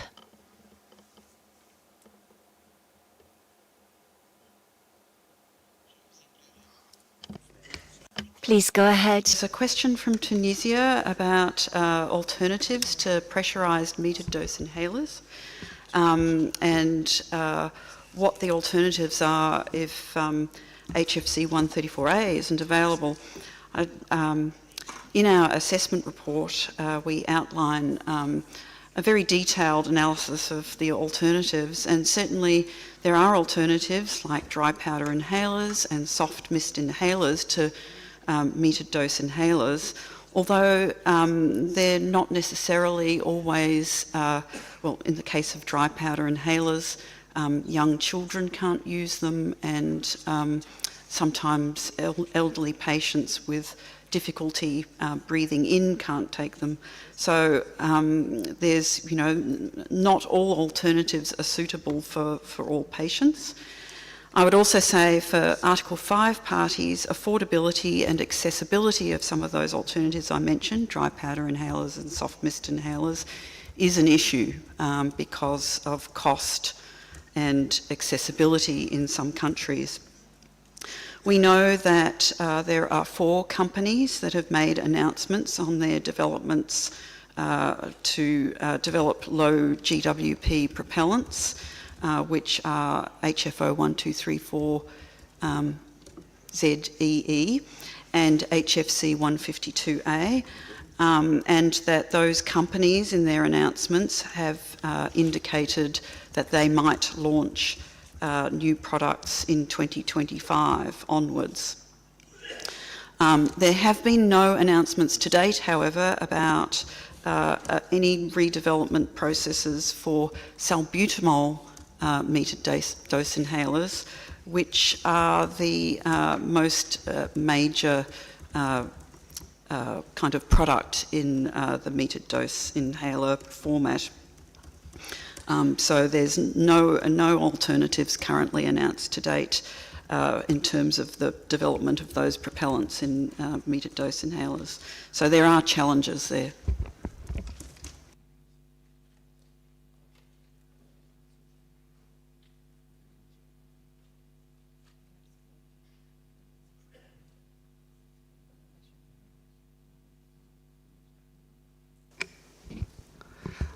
The FDoc comments related to the questions of distinct delegate from Tunisia.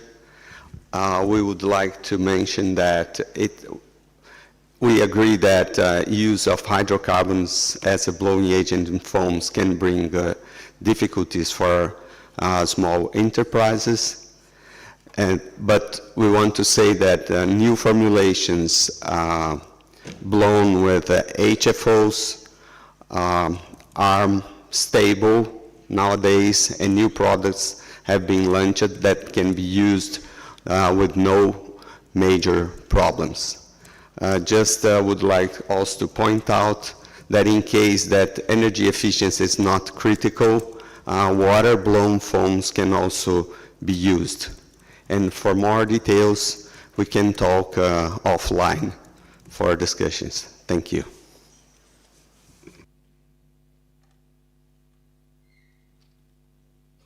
Merci beaucoup. Thank you very much to all of the experts and TEEP for those answers to the questions. We will now continue with the list of the parties who have requested the floor. Lesotho, you have the floor. Please, would you be brief and concise? Thank you so much. Okay. Thank you very much, Mr. Chair. Let me first of all thank TIP and F-Talk for the good presentation and their good analysis. I just have one question that even today we still do not have alternatives to some of the substances. Can we say, do we have a significant progress in terms of phasing out? Because even today we still talk of halons, and we still have those gases which do not have alternatives. Can we say we have the significant progress? How can you quantify it? The other issue is that most of the solutions that come, they can't balance the issue of safety, economic and environmental impact, because you'll find that if we balance the issue of environment, but the issue of safety also we still have on the other side. Is there any solutions which we can find that can at least to some extent balance those three? Thank you very much.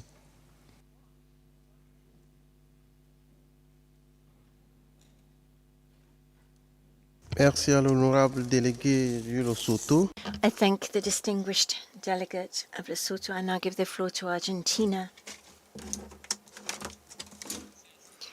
Thank you very much, Mr. Co-Chair.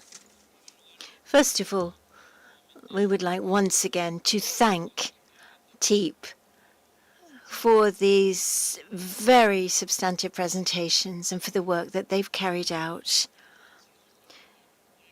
We are placed in a position which is somewhat confusing.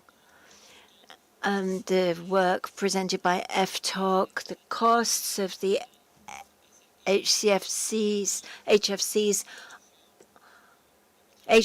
that are about the same price as the HFCs, and the words from the delegate from Colombia when they spoke yesterday, speaking about inconsistency, about what we're actually living through in our own countries. We do not understand whether this is the situation or not, and as was also said in this report, whether we're being able to find the solutions to the providers of the HFCs, because in our countries we're having problems, just as was expressed about in various different statements, Chile, Colombia, Mexico, and Argentina. It's really of concern that we are continuing in this type of situation where in very many meetings we've been hearing about the issue of the alternatives, and yet we continue without having solutions. And we are coming up to the dates of compliance and situations where countries have had to request the temporary use of HCFCs or to give back the funds because it wasn't possible to implement the projects. And this really is something which is causes a great deal of problems for us. And we would like to hear the responses and noted the responses to the delegate from Norway and how this affects the compliance of the deadlines that have been agreed. Just to give an example, we take note of the suppliers stating that the prices of the products in Argentina 20 days before we receive them. And the price is about 220% of the funds that were approved for our project. And at the time when we negotiated it in the Kigali projects, for example.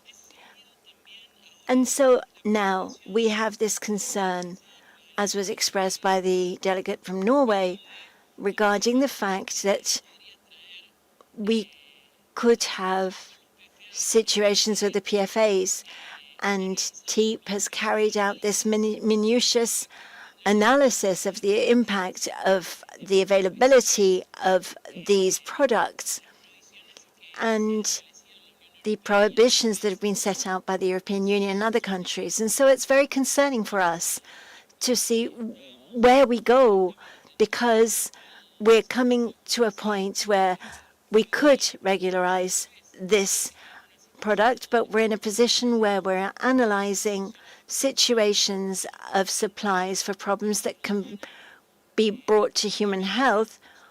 But there is now a new situation where we have heard that there are some sectors which are being evaluated, and the investments in HFOs. And so given that the production of these substances in most cases, even Article 2 countries, could they please evaluate them? What will be the impact of this prohibition of the HFOs on the idea of the reduction of HCFCs and HFCs for Article 5 countries, so that we can understand exactly what will be the impact, the results, and how that will compromise the compliance with the agreements that we have signed up to. Thank you so much. Merci à l'honorable délégué. I thank the distinguished delegate of Argentina, China. You now have the floor.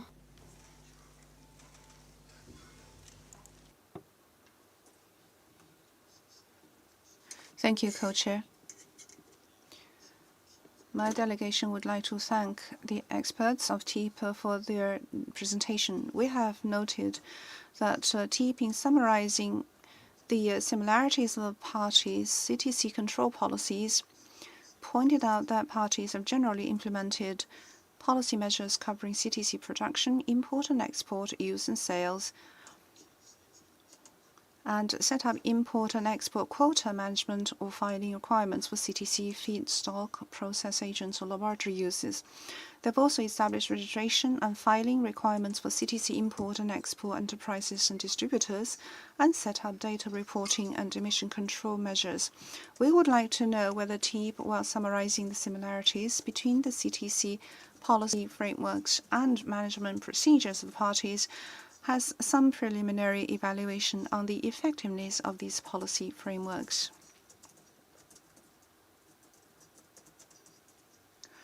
This is our question on CTC. We also have questions on other issues relating to PFAS, as well as CTC, methyl bromide. We'd like to ask, in terms of methyl bromide, if there is patent issues compared. What is the cost for substitution for methyl bromide? In the future reporting process, you can give us some economic and technical analysis, feasibility analysis of alternatives to methyl bromide, QPS uses, and prepare case studies of alternatives.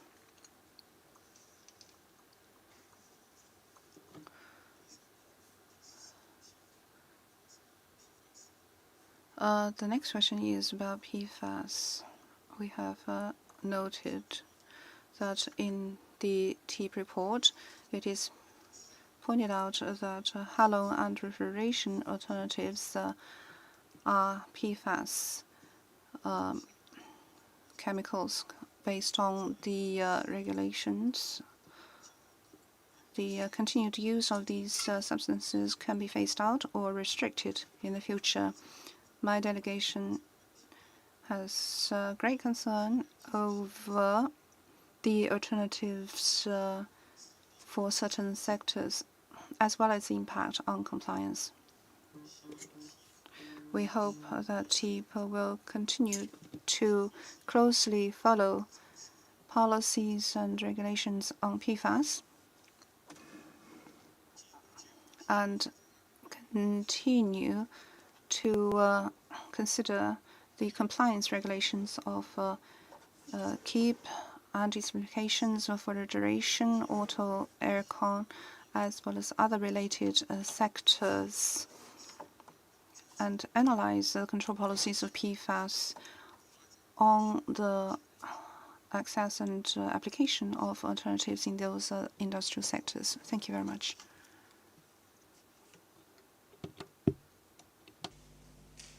Merci beaucoup à l'honorable délégué. Thank you. Thank you so much to the distinguished delegate of China. I now have Brazil on my list. You have the floor.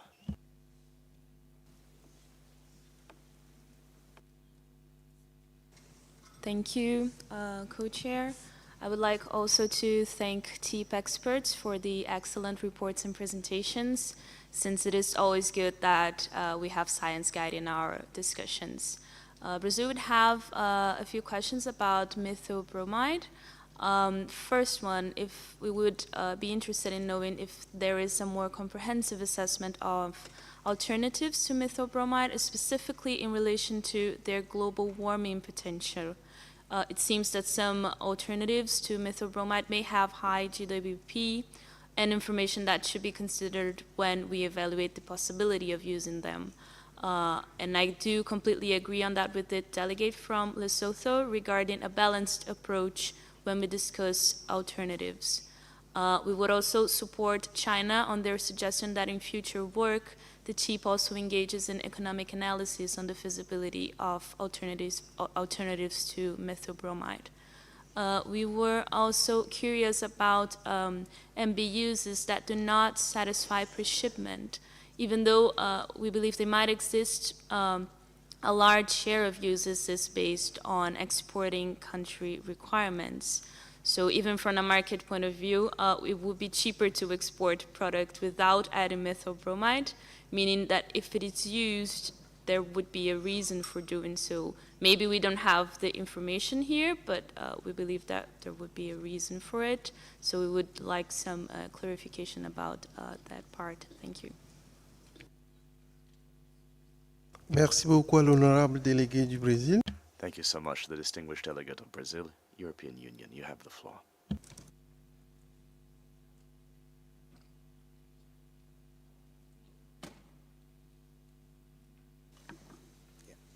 Thank you, Mr. Co-Chair.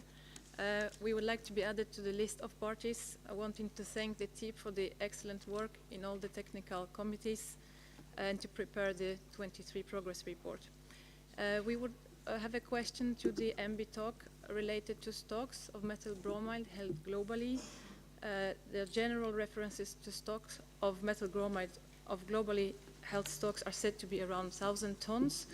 And we would like to ask two questions. If MB could explain how these amounts of stocks have been estimated, and also what remaining uncertainties remain as regards the overall level of stocks of methylbromide. Thank you. Mr. Co-Chair.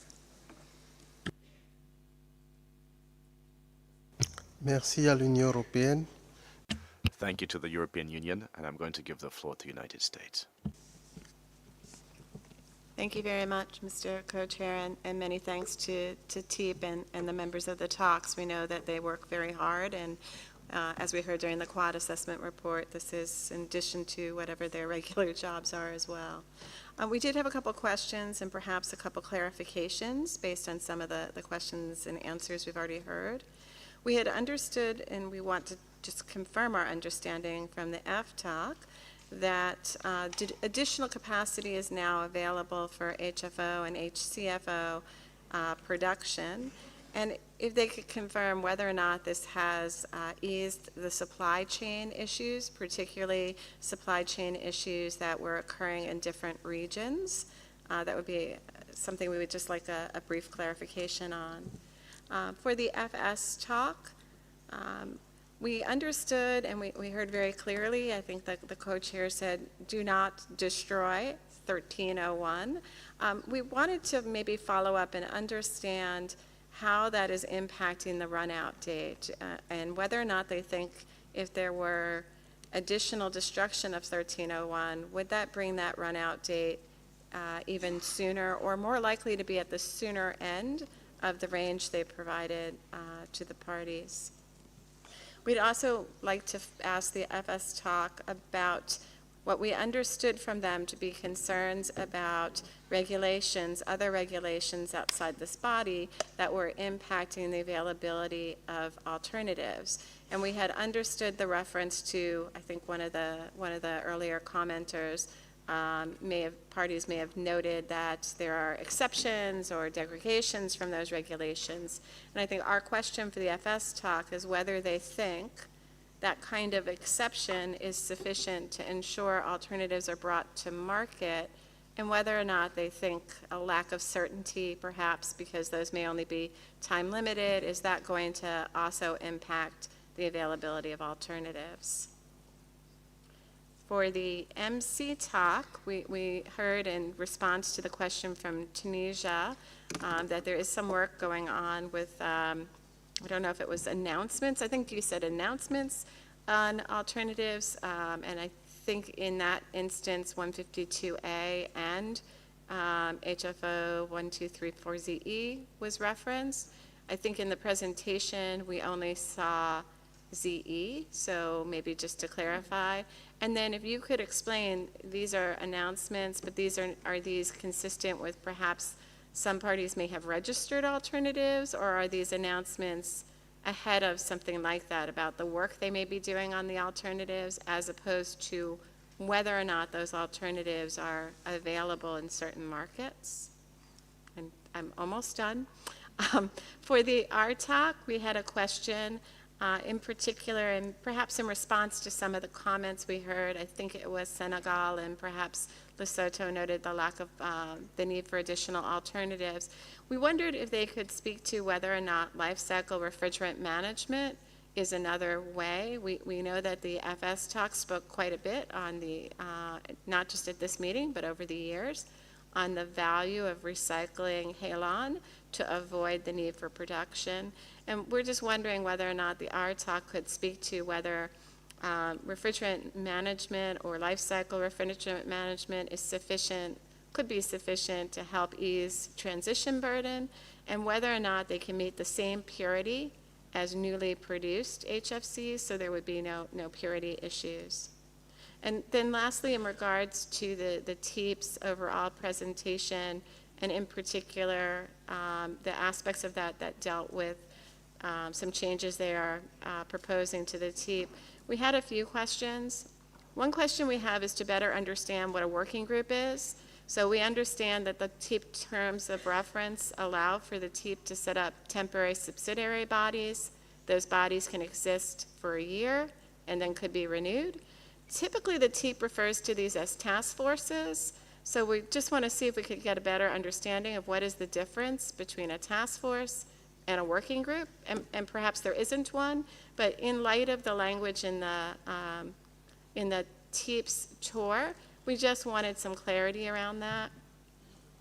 And then with regard to the concept, and maybe also reacting to other parties' questions on the RTOC, maybe there's a few questions we have here, and this is something that we'd want to discuss further. As we understood the numbers, there are 43 members and 3 co-chairs currently of the RTOC. We understood that the idea here is to perhaps have subcommittees. Our own recollection, going back maybe a number of years from when another talk used subcommittees, was this was not necessarily always an easy place to be, particularly when it comes to reaching consensus amongst the 2 groups. And so we wondered if the TEEP has reflected on that and whether or not it would be better to have 2 separate bodies two separate talks as opposed to one talk. And then perhaps in response to some of the questions and responses, we understood a point about these being the same refrigerants, but of course these are the same chemicals. The alternatives being used across our many sectors are often the same chemistry. So we're not sure that that necessarily suggested to us the need for one body, especially if they're working independently. And then our understanding of IEC and in the US UL standards is that the standards for refrigeration equipment and air conditioning equipment are usually distinct.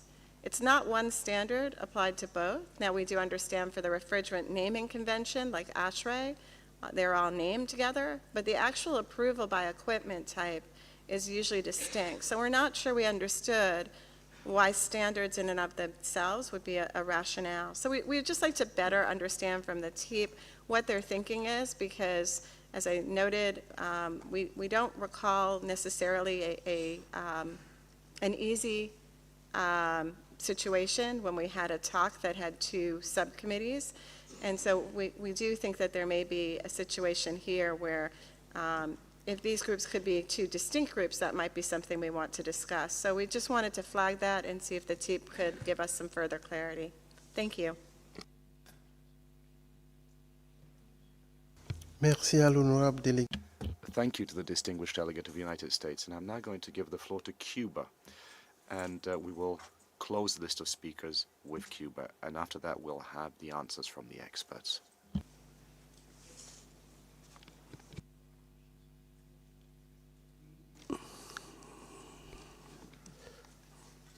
Sí, buenos días.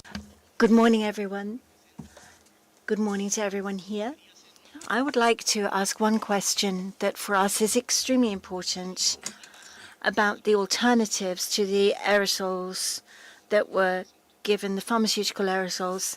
We saw 152A and HFO 123A. One company in our countries that uses this alternative, 134A, as a propellant agent would like to change to a conversion to 152A, which has an HWP of 124 or HFO 1234A. Would be very complicated. Would it be very complicated to do this conversion, or would it be possible to do a similar, a simple conversion as is done with refrigerants, as we have done in our rack systems? That's the question, because in the report, the studies on aerosols, new aerosols, and we would like to know whether it's possible to make this change in one company that is working with 134A. Another question that our country has asked us is whether there are any studies on natural refrigerants and the use of propellants for the metered dose inhalers for pharmaceutical use. Thank you so much. Merci à l'honorable. Thank you so much to the distinguished delegate of Cuba. And now we're going to hand the floor back over to the panel for answers.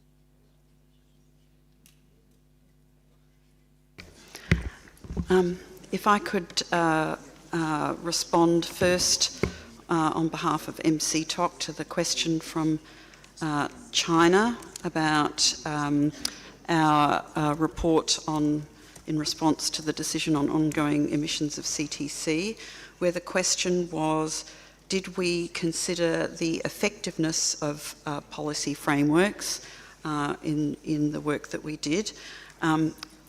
I guess the first thing I would say is that the decision actually didn't ask us to do that. It just asked us to present review the information and to present it. So we undertook no assessment of the effectiveness of the policy frameworks. But having said that, that's not something we would normally do. It would be difficult for us to undertake that type of assessment because our mandate is to do technical and economic assessment and to not assess policy. My next response is in response to the intervention from the United States, asking for further clarification on the comments that I made about alternatives to metered dose inhalers, given that on one of the slides in this presentation today, there was only mention of HFO1234ZEE. That was on the slide relating to PFAS. So obviously we were trying to refer there to potential alternative propellants that might be impacted by some of the emerging PFAS policy.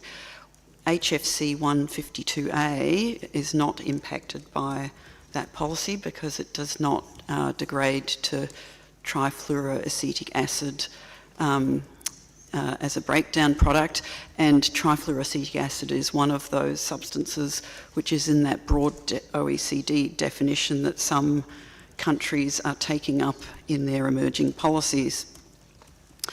In regard to the announcements about product launches, I was referring to product launches. Those announcements, companies have said we will be doing developments for alternative propellants. Some have indicated that they will be adopting HFO 1234ZE, or one has, and others have indicated they would be developing alternative propellants with 152A, and other companies haven't actually specified yet what propellant they might be going with, because they're perhaps in earlier stages of development. So all we have at the moment is these announcements that product launches are planned, and that their announcements have said that the earliest date that those product launches might be is 2025. So there are no alternatives using those propellants currently available. They have not been approved by health regulatory agencies, and they would have to go through those processes before they would enter the market. And as you would know, they're lengthy processes. In response to the question from Cuba, the question was in relation to the alternatives, propellants for metered dose inhalers, noting that one company in Cuba currently uses HFC 134A and would like to transition to, I think it was HFC 152A. There was a bit of confusion with the translation, so I apologise. And asking, is the conversion complicated? We did mention in our presentation that there could be incremental costs in moving from the high GWP propellants to the lower propellants that parties might need to consider, and that's because the new propellants will incur costs, including reformulation, because the formulations will need to be optimised for the new propellants, the drug formulations, and the contents of the metered dose inhalers will need to be reformulated. Stability studies would need to be undertaken, clinical trials. There would be a need to look at the packaging components that might need to be changed. There'll be regulatory submissions. There'll be storage of bulk propellant that might need to be considered because the 152A might have some flammability issues in the manufacturing that might need to be considered. And that we considered that planning to use HFC 152A, for example, you might need to invest an estimated further 10 to 15% or more of their original capital expenditure to modify production lines to cope with those risks. There was also a question about, and for further information on some of these things as well, on alternatives, please refer to the assessment report. There was also a question about any studies on hydrocarbons, I think was hydrocarbon propellants. We've looked at this in the past and, you know, again, there's some information in the assessment report around hydrocarbon propellants. There was one development process that was undertaken 10 years ago, I'd like to say, which didn't ever come to market. As a committee, we have said in the past that there's cardiac sensitivity issues associated with hydrocarbon propellants that, in our view, might make hydrocarbons unsuitable as propellants.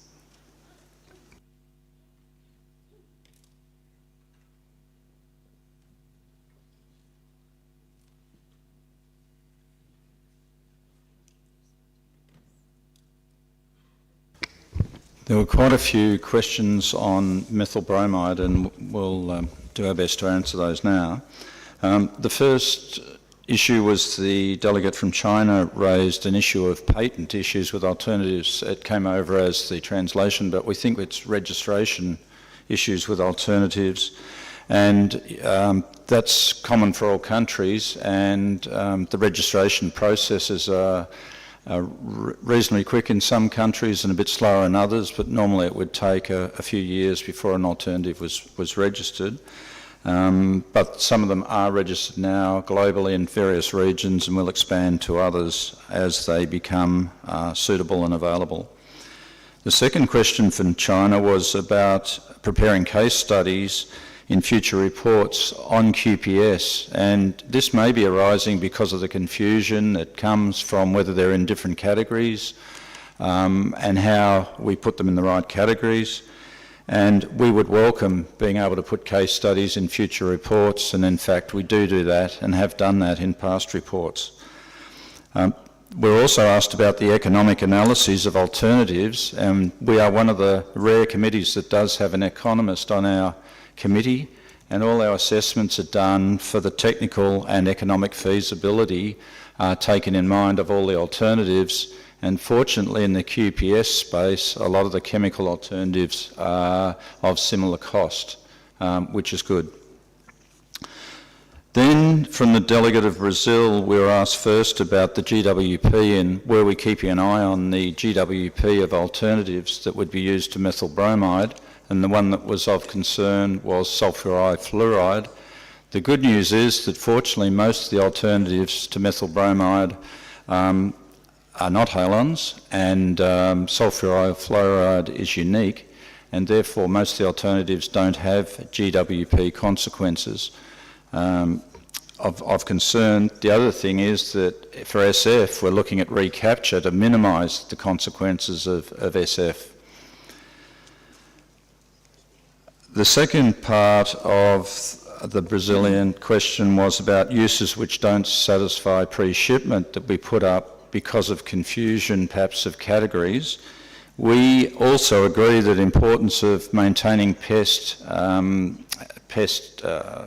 hygiene within countries is incredibly important.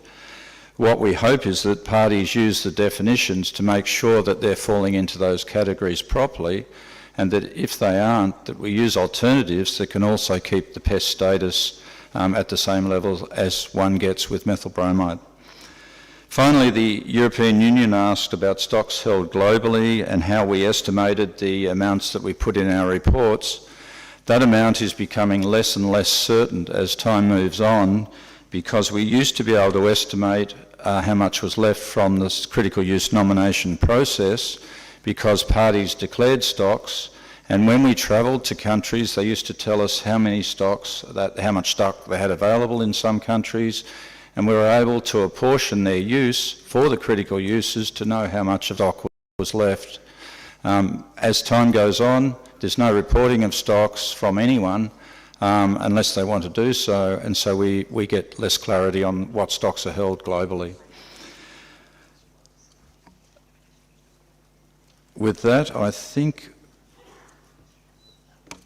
we have answered all the questions. If not, please see us in the corridors. Thank you very much.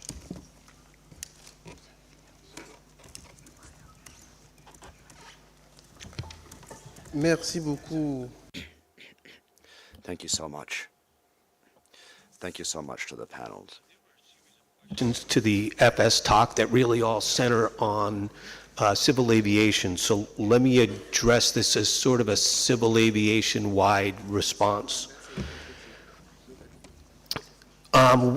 Compliance under the Montreal Protocol for production and consumption within the halon sector has essentially occurred since 1994. So there is no production or consumption of halons for fire suppression currently, and all uses, including civil aviation, have relied on and will continue to rely on recycled, reclaimed halons. Now, having said that, we've, in the FS talk, have always said the strategy was to find alternatives, starting with the easiest, progressing to the hardest. And we are now to the hardest. For every other subsector in fire suppression, there are alternatives, some of which are high GWP HFCs, some of which might be considered PFAS under certain definitions, that have alternatives to halon, except civil aviation. It is the last one left, and it's the hardest. Balancing environmental considerations, economic considerations with safety has made it the hardest. I'm sure you can each imagine in your heads how scary it would be to have a fire on an aircraft that you're flying on.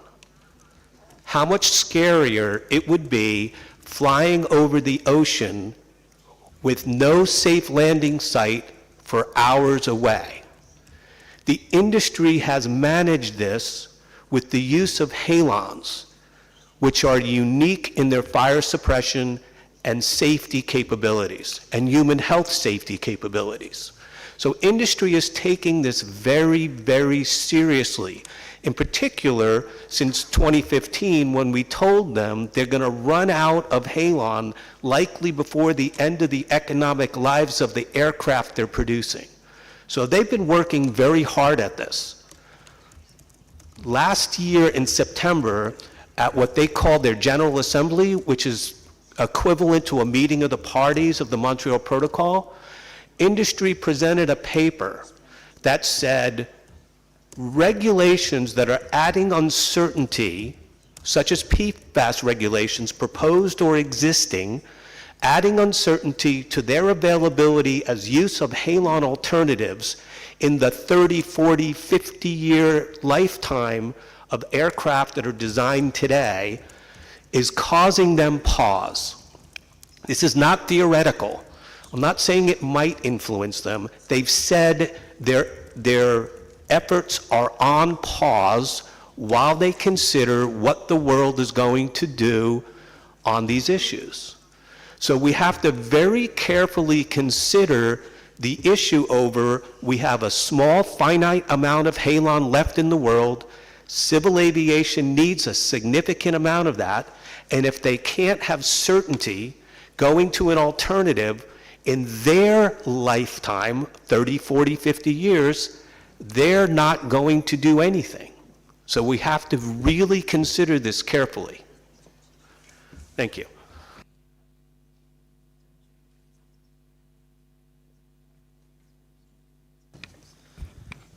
There were some questions around foam supply from US and Argentina. So maybe just to clarify a little bit that their additional capacity has started up for several different HFO alternatives, as well as some additional cyclopentane. So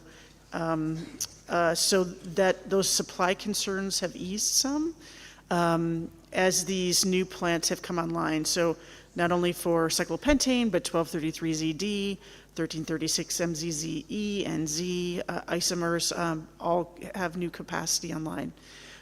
We have tried to stay in very close contact with companies that have raised this concern about available supply. And they seem to be moving forward now with their transitions. In addition to that, there were some questions around, how companies maybe are proceeding.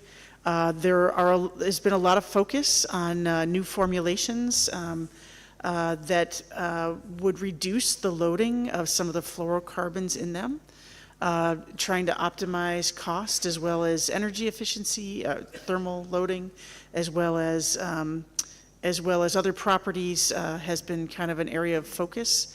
And we see, a constant stream of papers around work to optimize these various features. I hope that covers off. Thank you. I'm sorry to have to come back here from the FS talk. There was one question I forgot to answer.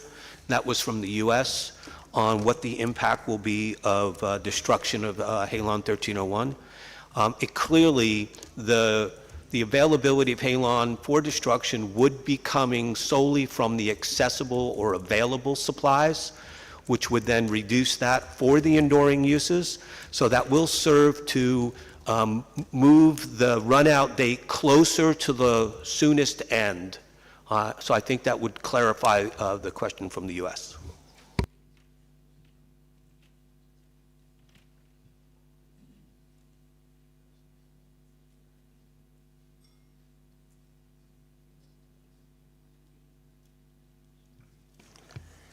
Nous remercions les... Thank you to the experts. I see there's one more expert to take the floor. Thank you, Mr. Co-Chair. So first, a quick answer to the distinguished member from Lesotho.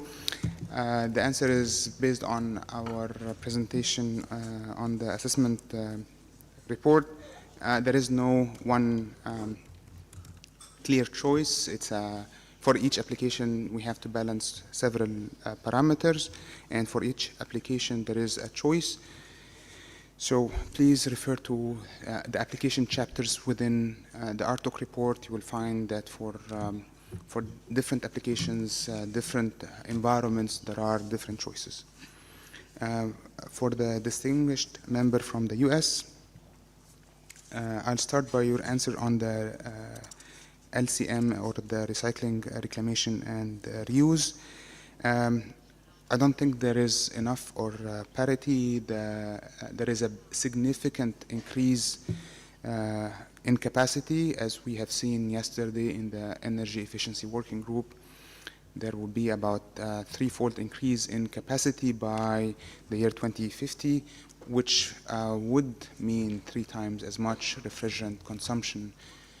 So even if we can conserve all the refrigerant that is available, we will be able to just have parity for 1/3 of what is needed. Now, with regard to your question about the difference between the task force and the energy efficiency, the US is correct. Our tour for the TSB has been that task forces consists from outside experts. In the case of the Energy Efficiency Working Group, we considered this as a working group of RTOC with TEEP and FTOC co-chairs to respond to the decision in the TEEP progress report. With regard to the RTOC, the first thing is we have, with the new membership, we have significantly improved the geographic and gender balance to ensure the process and consensus. With regard to the IEC, yes, we understand that it is specific to products, and the standard, the IEC standards and safety for a refrigerator is completely different than the standard for an air conditioner. But when we look at application like ISO 5151 or ASHRAE 15, they are what we call application standards, and they are cross-cutting. So there are too many cross-cutting standards, and we need to be able to consider them. So from a system perspective, we need to look at these, and we have restructured from within. So why not 2 talks? We have proposed that last year, the proposal did not receive support from the parties, and that's why this time we have restructured from within. Thank you.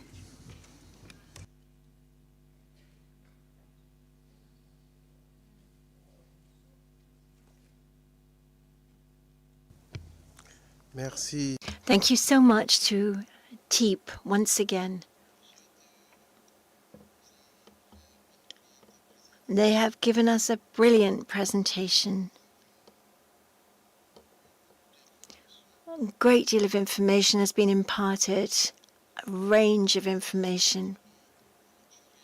We will now close the question and answer session. Once again,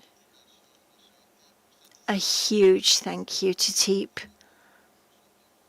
and for their devotion and expertise. Excellent work. Thank you. Please do take your places again, but it's possible we will call upon you again should there be any requests for any clarifications on any other points. We now move on to the sub-items under item 8 of the agenda. And we had already enumerated the questions that would be considered under each of these sub-items. So now we are on item 8A, the denomination for critical use exemption for methyl bromide for 2024.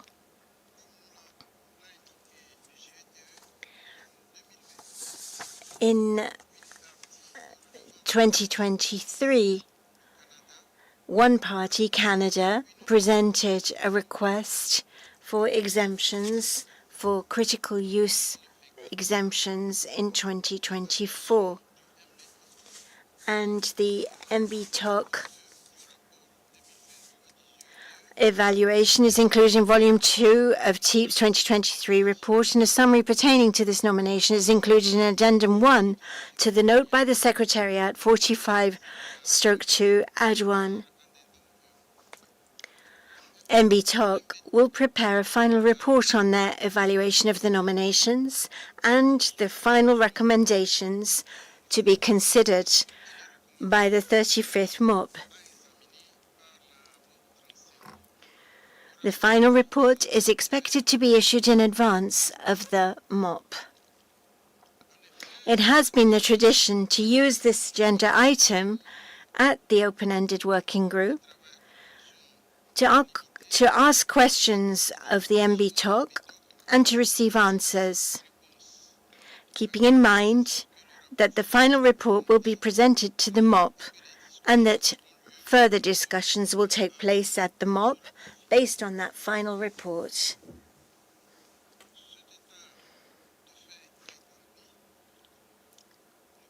That said, I open the floor for discussion, for exchanges on this sub-item. The floor is open. Please let me know if you would like to take the floor.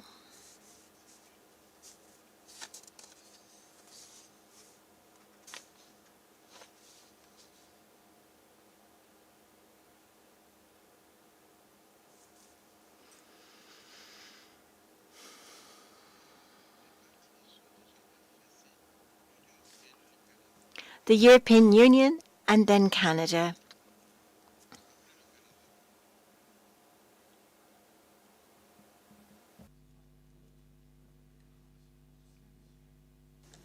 Thank you, Mr. Co-Chair. Could we please come in after Canada? Sorry for that.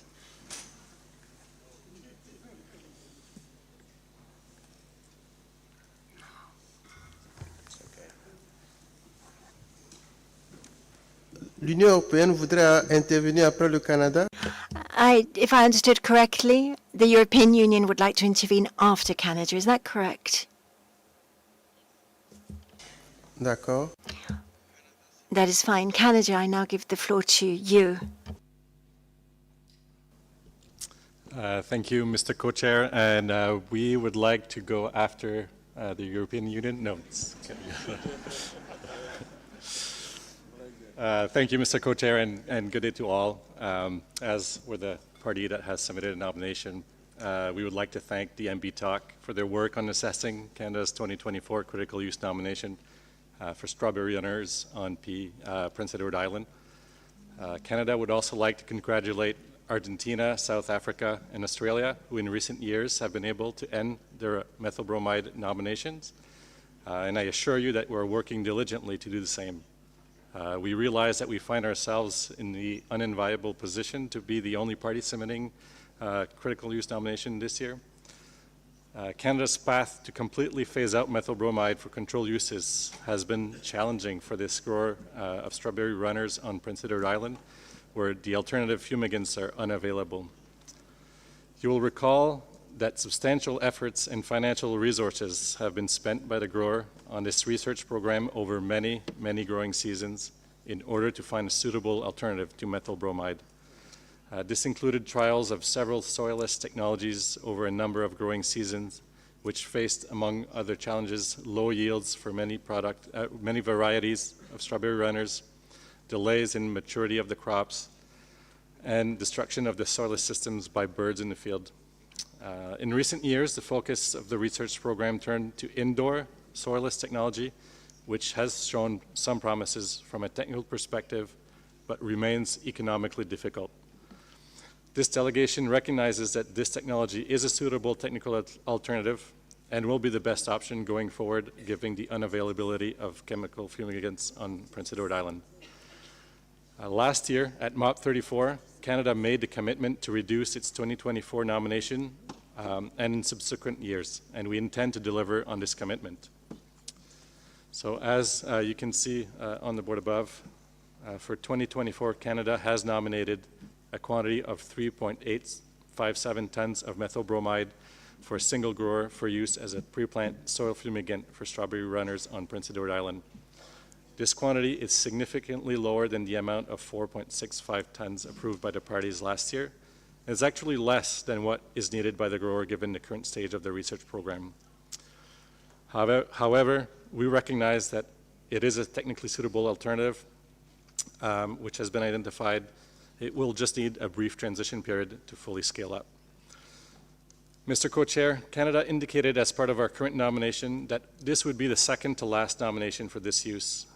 We indicated in our current nomination that we intend to nominate no more than 2.85 tons of methyl bromide for the year 2025 and to not submit a nomination for 2026. We have carefully reviewed the assessment of the MB Talk, and we feel that it reflects our situation well. Canada is pleased to see that the MB Talk's interim recommendation aligns with our nomination, which we accept and agree with.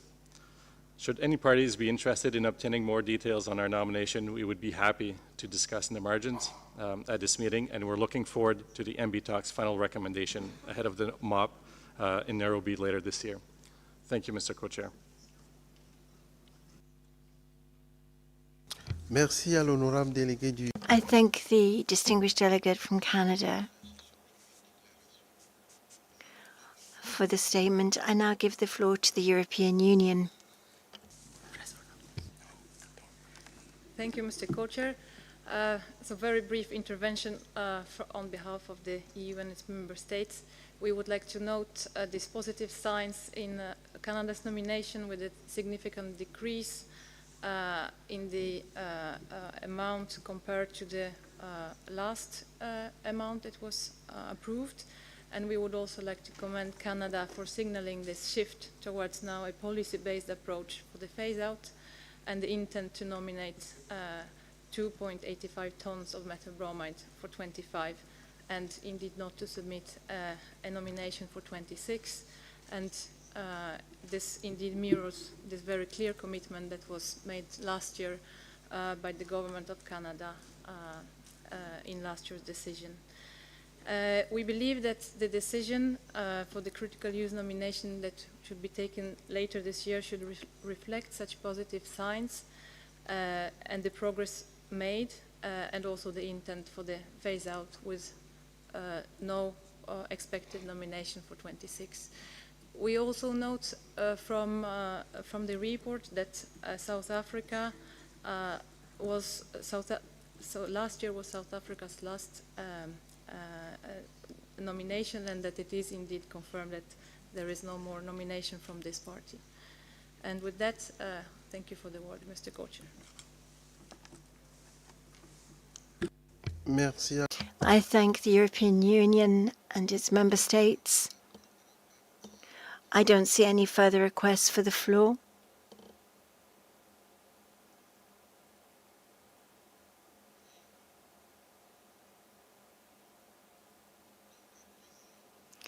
And so, this sub-item is now closed. Discussions can continue in the corridors, and there will be a much more extensive discussion in a formal manner during the next MOP. I close this agenda sub-item, and I hand over to my co-chair for the next agenda sub-item, which is 8B. Thank you, Videme. And just to mention also to Canada, Prince Edward Island is still on my bucket list to visit. So you never know. We go to Agenda 8B, ongoing emissions of CTC. There was a decision at the last meeting of the parties on production, to get more information on production and uses of carbon tetrachloride. There have been requests for submissions from parties on a voluntary basis, and as Teep just mentioned, 5 have done so, and this information also has been used by Teep. The review of, let's say, those submissions is in section 5.4 of the panel's progress report, and you heard something about it already. And I would like to open the floor for interventions and discussions on this item. And I see Switzerland on my list. Switzerland, please. Thank you, Mr. Co-Chair, and good morning or good day to all. We would first of all acknowledge the report provided by Teep, the information provided on decision 34/6 concerning the ongoing emissions of CTC, but also their information provided on decision 34/5, which touches upon many relevant aspects which are also important to CTC. Would like to further express our gratitude to the Secretariat, who, as we just heard, sent the letter requesting information to the countries named in the decision. And we highly acknowledge the response from the 5 parties that provided valuable information to nourish the report by Teep. We believe, nevertheless, that there would be still a big value if even further parties were able to provide the information maybe at a later point in time, voluntarily, of course. Also such parties that have no CTC production, but that have by production feedstock use or process agent use of CTC, which was also addressed in decision 35/6. Now, from the response provided in the Teep report, we recognize with concern that the range of estimated emission rates indicate significant emissions from processes involving CTC. This could, in fact, be the answer to the discrepancy between earlier bottom-up and top-down estimates of CTC emissions. In other words, we are one step closer to solve the mystery of CTC, as it was termed in the context of a workshop that took place in Switzerland back in 2015. We think now that a next step is due. We believe that parties need to explore the options to strengthen the practices and technologies available to minimize those unintended CTC emissions and bring these emissions back closer to what they should have been from the beginning, insignificant. After listening carefully to the interventions of the parties in this room and having some first discussions in the margins of the meeting, we are currently finalizing a draft decision and intend to submit a CRP today. We are aware that the agenda of this meeting is still heavily loaded and that there will be only limited time to discuss it at this meeting. However, we would highly appreciate to get the opportunity to briefly introduce the CRP once it is available on the portal and parties had the opportunity to look at it. Thank you, Mr. Co-Chair. Thank you. Are there any other parties requesting the floor? It's Canada.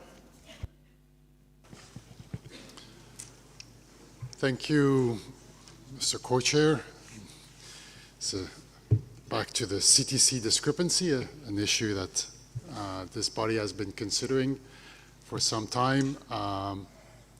One element perhaps which is worth emphasizing again during the presentation from the quadrennial report of the scientific assessment panel, we noted that due to a revised lifetime of CTC, the emissions are actually estimated to be higher than the last time we considered this issue. So I think in the previous assessment, there were around, the average was around 35 gigagrams per year, and now average emissions are about 44 gigagrams per year, which also means that the discrepancy in emissions is also higher. So this continues to be an issue of concern. We're aware that there is a substantial part of this amount which has been tentatively explained. So, you know, the TEEP has reported several times that somewhere around 25 gigagrams per year or more could be coming from uncontrolled sources, and we've discussed those at length at previous meeting.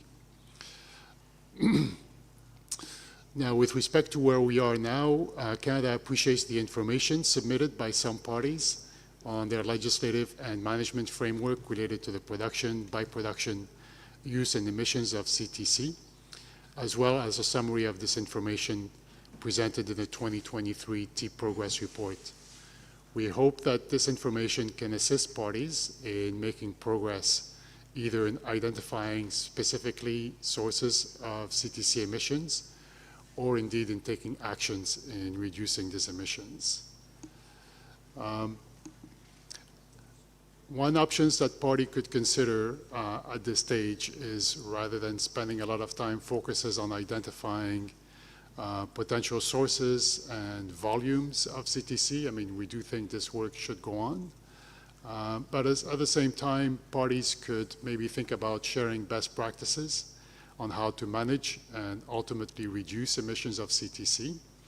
We note that actually the report by the TEEP, which summarizes submission by parties, suggests that at least some countries already have measures in place and management systems to monitor and minimize emissions.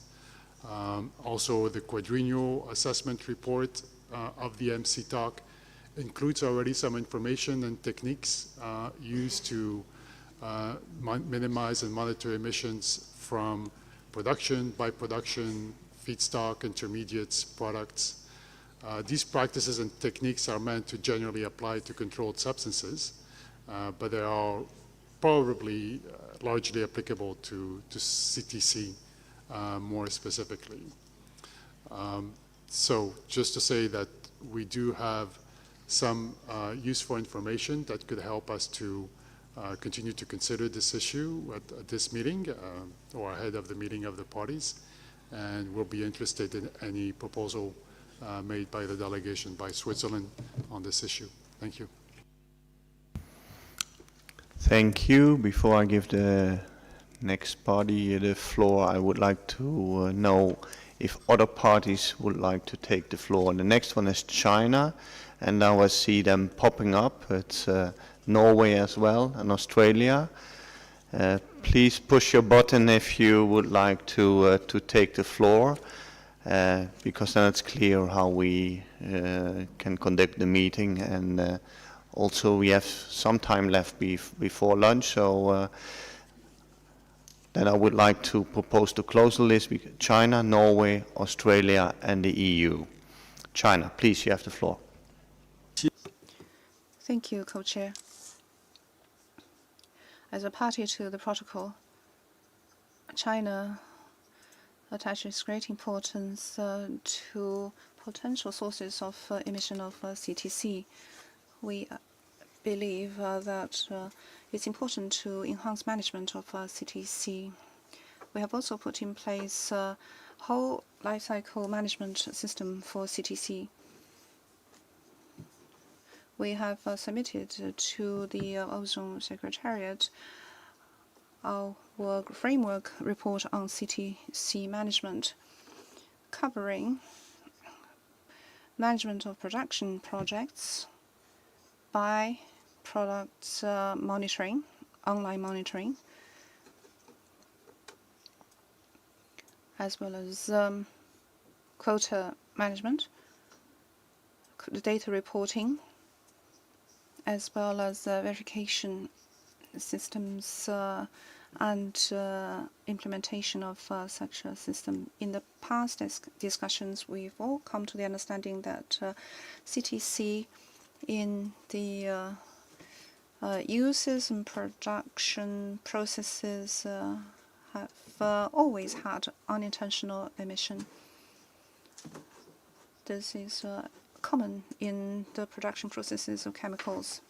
At the same time, the storage of CTC, injection in tanks, transportation, as well as the disposal of residues can also have some emissions which are inevitable, and therefore the emission of CTC is a very complicated issue. It is our hope that the scientific community can continue related research and studies to close the gap in the top to bottom and bottom to and the other direction, and the gap in between these two processes. Thank you very much. Thank you, China, and also by providing the information to the Secretariat which you refer to. Then I would like to go to give the floor to Norway. Thank you, Mr. Co-Chair. We appreciate greatly the additional information on CTC emissions from the scientific panels, and also thank the parties that have provided information to the Secretariat. We agree with the distinguished delegates from Switzerland and Canada that the issue of CTC is still an issue of concern. The SAP quadrennial assessment report makes us aware that the atmospheric abundance of CTC continue to decrease at a lower rate than expected. This suggests that there's still need for more information to close the gap between the expected concentrations and the observed concentrations in the atmosphere. We suggest that this issue may be seen in relation to possible discussions on the area of feedstocks in general under agenda item 3, and we support gaining more information on this issue and support further discussions on the matter. So we're also looking forward to seeing the draft CRP proposal from Switzerland. Thank you, Mr. Co-Chair. Thank you, Norway. Then I would like to give the floor to Australia, please.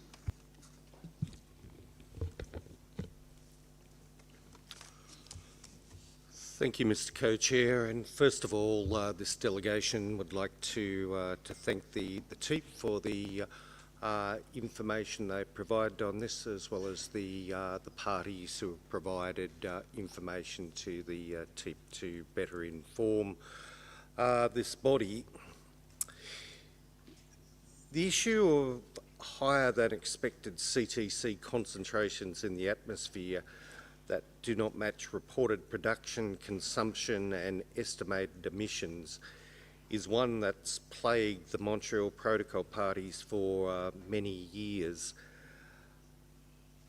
During that time, we've gone down many paths to try and reconcile reported CTC production and consumption with concentrations of CTC in the atmosphere, with some progress, but not enough to fully satisfy members.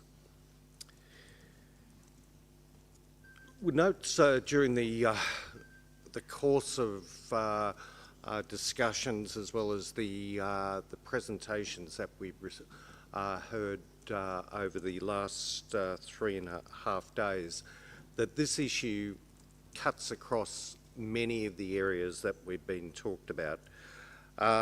Even the information provided under Agenda Item 7 on chemical pathways is an area that may assist parties to better understand why CTC emissions are rising despite best efforts and do not match reported production and consumption of CTC.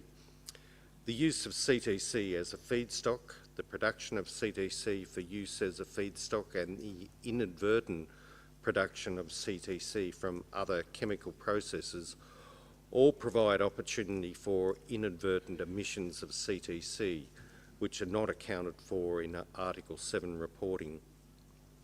Australia would be interested to participate in any discussions at the OEWG or subsequent on how CTC emissions might be curbed. And we look forward to hearing from Switzerland on the Swiss thoughts on how to progress this matter. Thank you, Mr. Co-Chair. Thank you, Australia. Then I would like to give the floor to the EU as the last speaker. Thank you, Mr. Co-Chair. I can be very brief because in our earlier intervention we already expressed interest in further discussing the issue of feedstock in broader terms, also considering, as the delegate from Australia also mentioned, also considering the report presented under agenda point 7b. So we thank Switzerland for giving follow-up to this agenda point 8b, and will participate in any follow-up given to this CRP. Thank you. Thank you. I would like to get back to Switzerland. As I understand, you are preparing a CRP and are consulting, preparing a CRP and consulting with other parties. And definitely, it's a good idea that when we come back to this agenda item, that you can introduce that CRP later on. So that's what I would like to say as the end of this agenda item. And then I would like to go to what's happening during the lunchtime. So there will be a contact group on the proposed adjustment. So that meeting will take place during lunchtime, so be aware of that. And then we meet each other back at 3 o'clock sharp. Have a good lunch and have a good meeting.